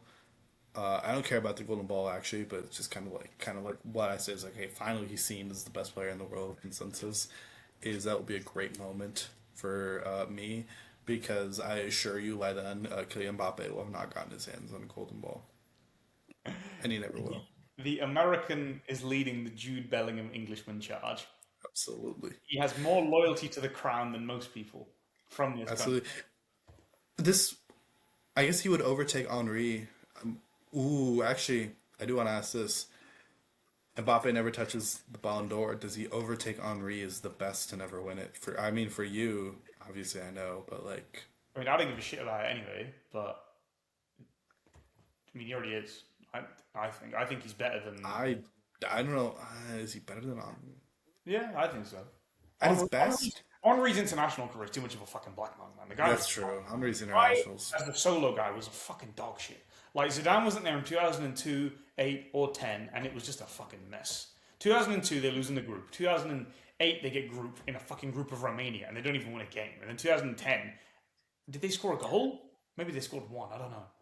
And then even when they were qualifying, like, didn't Henri need to like do that thing against Ireland that makes them where it's like, yeah, like if you want to argue at club level, fine, but just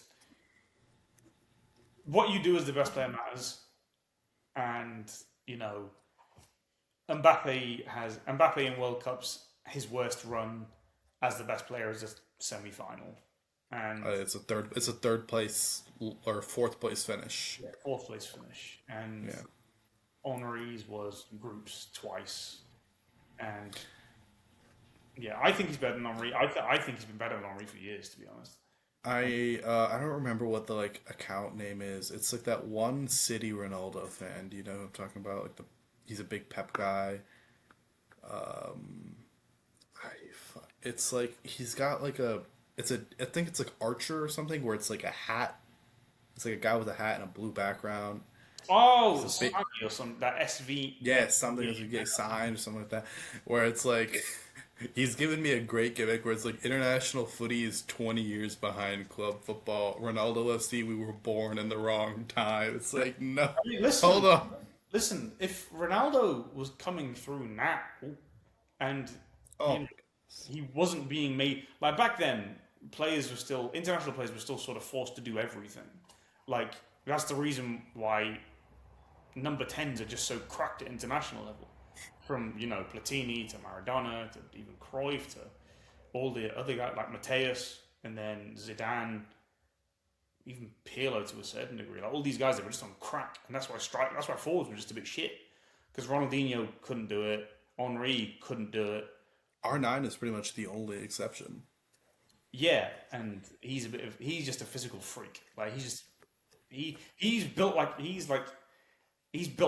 shifts like a running back, but he's built like a fucking tiny. And he also had like Rivaldo, like he had great people to feed him the ball. So yeah, and that team almost had like defined roles more so, especially 2002, 2000, the last post 2018, like teams have sort of gotten better at platforming stars. Like 22, you had some good numbers for score. Like Messi had 8, no, Messi had 7, Mbappe had 8. Scaloni is really good at platforming. Yeah, like Cool. It's so unfortunate that the final stretch, the home stretch, Messi FC got Scaloni, and we got Roberto Martinez. because ultimately, like, Yeah, as much as people like try and discount it, like people whose favorite didn't win or didn't perform at a World Cup, they always try and discount it. But then everyone saw the flip. Like Messi fans went from before Qatar, they were like, "Oh, it's just a 7-game tournament," to now World Cup. It's like everyone knows that. It's weird for me where it's like, I think the World Cup is where individual quality, like players, can kind of matter more because it's like just so naturally disjointed. But then at the same time, it's like it is a lesser sport. Like it is less tactically engaging, but that also makes it more fun. What do you think if Ronaldo's coming up now? Like realistically, like what the fuck do I care about schemes and this and that? Like I just want to see good players play well. Like, Yeah, I'm not that into it. Like I understand all the shit Klopp and Pep and Tete and all these guys what they do. Doesn't mean I want to fucking watch it. Oh, I don't understand Arteta. I don't understand being that much of a coward. Oh no, I'm saying like I understand what I'm seeing in terms of all the schemes and this and that. It's fucking boring to watch those. So what the fuck do I care? Oh, it's a lesser product, and I tried to get into it, but like, yeah, I went through a massive nerd phase when I was like 17. But I was obsessed with that. Oh, the tactics. It's like the bell curve. It's like players, nerd, tactics, schemes, players. No, it's truly like, when you're a kid, you're like, attackers are all that matters, attackers are all that matters. You're like, no, dude, if your 6 and your left back aren't good, you'll never win. And it's like, attackers are all that matters. It's like when people talk to me about fullbacks, I'm just like, just fuck off. Well, if you're, no, I'll talk to you about fullback. Is your fullback basically being a winger, like Nuno Mendes? Then yeah, we can talk about fullbacks. Is he like like Marcelo, like... Marcelo didn't defend. I don't give a shit. As long as the guy isn't total mental disability, it's fine. Just get good centre backs. Yeah, exactly. And even then, hey, look, you know what cracks me up is whenever I'll scrolling through like TikTok or Instagram, and you see like old Real Madrid clips. It always kills me is you see Ronaldo in the box, right? And you see Ramos in the box, and then you see Marcelo in the box. It's like, yep, those are my defenders, absolutely, and I love them for it. It's like, why do I, if I could give this whole spiel about. I mean, first of all, for Ramos, ball retention is great, progressing the ball, but also it's because at the end of the day, they're great going forward, and that matters. I don't give a shit if you can, unless you're so good of a defender, you're like Van Dijk. Who cares? Attackers are all that matters. The Americans are right. I mean, my thing, centre backs, fine. They're very valuable because they're a screen and they're important and they set the foundation. But fullbacks, give me a fucking break. I don't care about who cares if you get the spaces a fullback occupies. It's like, who cares if they get past you, bro? Who cares? Who cares? Why any team is spending 70 million on a fucking left back is beyond me. It's like, they're not that important. Just sign some random guy for 30 million from France, and then you're fine. Who can get up and down. I mean, this is how much. This is why Ferland Mendy is. How much, dude? How much did we sign him for? It can't have been more than 20 million. It was pretty. You're gonna be. It was 50 million, man. I remember it was expensive. That's insane. That's 2019 money. That's 2019 money. That's highly valued because of his one-on-one capabilities. But I mean, fuck me, 50 million for him. Get some random geezer from mid-table. Like Aaron Wan-Bissaka is a great one-on-one defender, and he's literally useless. Like, I don't give a shit. It's just it's the people who try to it's like, I'm not, we're not big enough, so we're not really into this. But if I'm this bums and I have to hear about how Trent let up or got beat 10 times by Doku, I don't give a shit. Did Doku do anything? He scored the equalizer. Exactly, and then here's the thing: getting into those wide areas, you have to be like Yamal. Like, Yamal is the only player I think right now in football where it's like, if he's in that wide area, it's like, actually I don't want, with most guys I'll kind of stomach if okay, you get 10 times, let's say Trent does get beat 10 times, And it's like, okay, you're in that wide area. What? Okay, okay, cool. I can live with that for what Trent Like, does you offensively. have to. Yamal is like the only exception because Yamal is so good crossing. Yeah. Oh my god, Easily. he's Fuck that so guy. good, I hate him. dude. I because he snatched Mbappe's chain. I just Fuck that. he's so he's so nice with it. If he ever figures out finishing, I'll hate him too because then he'll become too good. He'll start to torment Real Madrid. But right now, he's a pretty mediocre finisher. Luckily, he has Rafinha. He has Gordon. I don't know what their striker plans are because I don't. Julian Alvarez. It's the 19th, and Julian Alvarez isn't going. Because he's not even properly throwing a fit. He's at training. Yeah, Sim Sim messaged. is exactly. Sim will complain about it. It's like Alvarez doesn't even want it. He's still training. If he really wanted it, he would have been injured. Yeah, so Sim messaged me actually, and he's talking about some fucking random striker who plays for Club Brugge. Like, that's how desperate they are. I mean, fuck it, bro. Rafinha. Who knows? Who cares? Honestly, who cares as long as Yamal will feed you enough chances. Yamal could have had Ferran Torres with fucking Lewandowski numbers, for fuck's sakes. The cunt's too good. I can't stand him. I mean, what do you mean could have had Ferran Torres? He did have Ferran Torres. No, Lewandowski He's numbers. No, I'm saying he had Ferran Torres, and if Ferran Torres could finish, he'd have had Lewandowski numbers. Like, truly, I think I would. You know what? I think Barcelona should. We should do a swap deal of Rodri for Mbappe. Yes. Let's. yes, I think it's a win-win. I would be happy with that. I don't think anyone. Flick with Mbappe and Kamikaze Ball and Yamal, that would be fun. I think unfortunately Barcelona FC is very.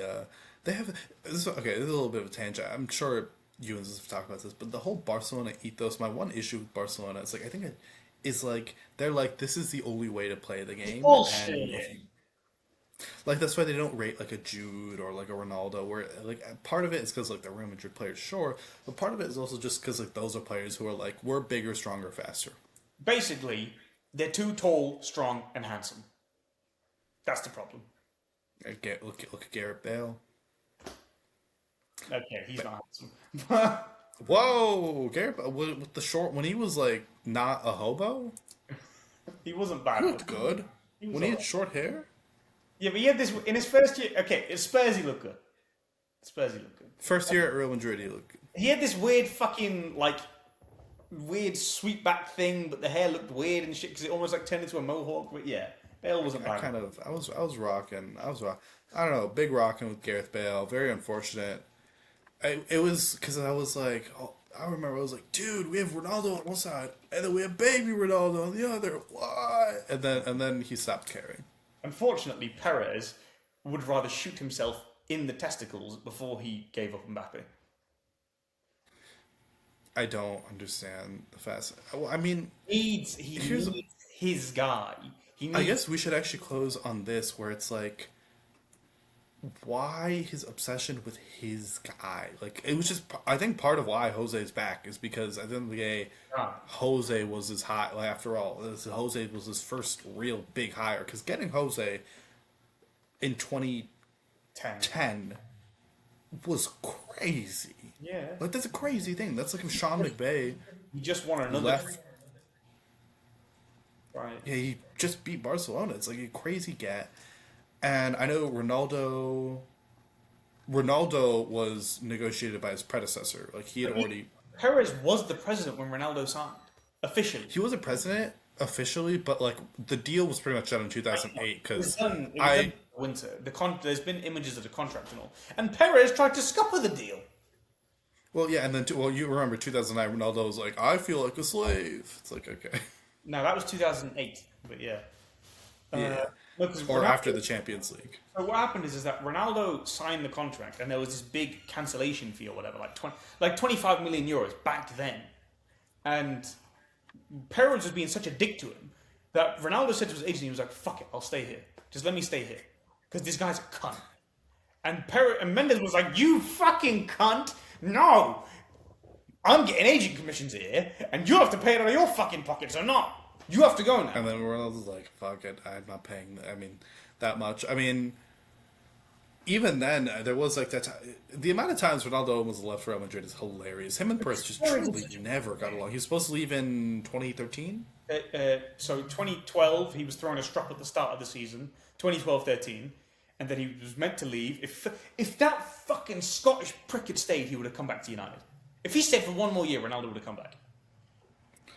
I don't like that Scottish guy because he's the one who we should have gone to City. Look, his career moves. You didn't even know this. I'm surprised that Mendes actually said risk the PSG transfer. No, I wanted him to. I didn't. Yeah, he wanted to.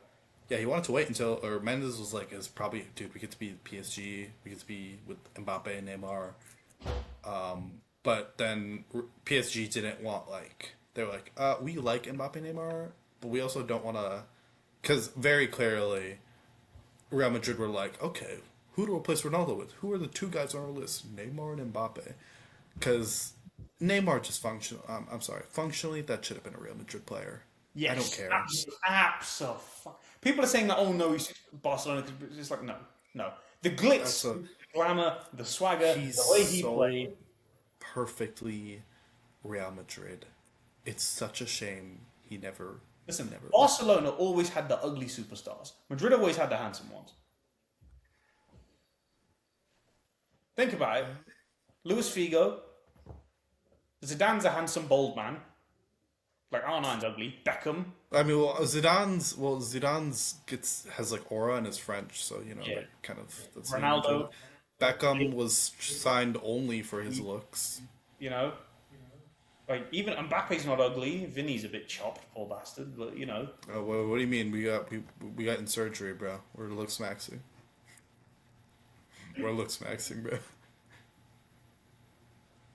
But he's just there with a hammer, bone smashing. Bone smashing. We're ascending into HTN soon, bro. Whatever that PSL nonsense is, he's trying to get to a 7.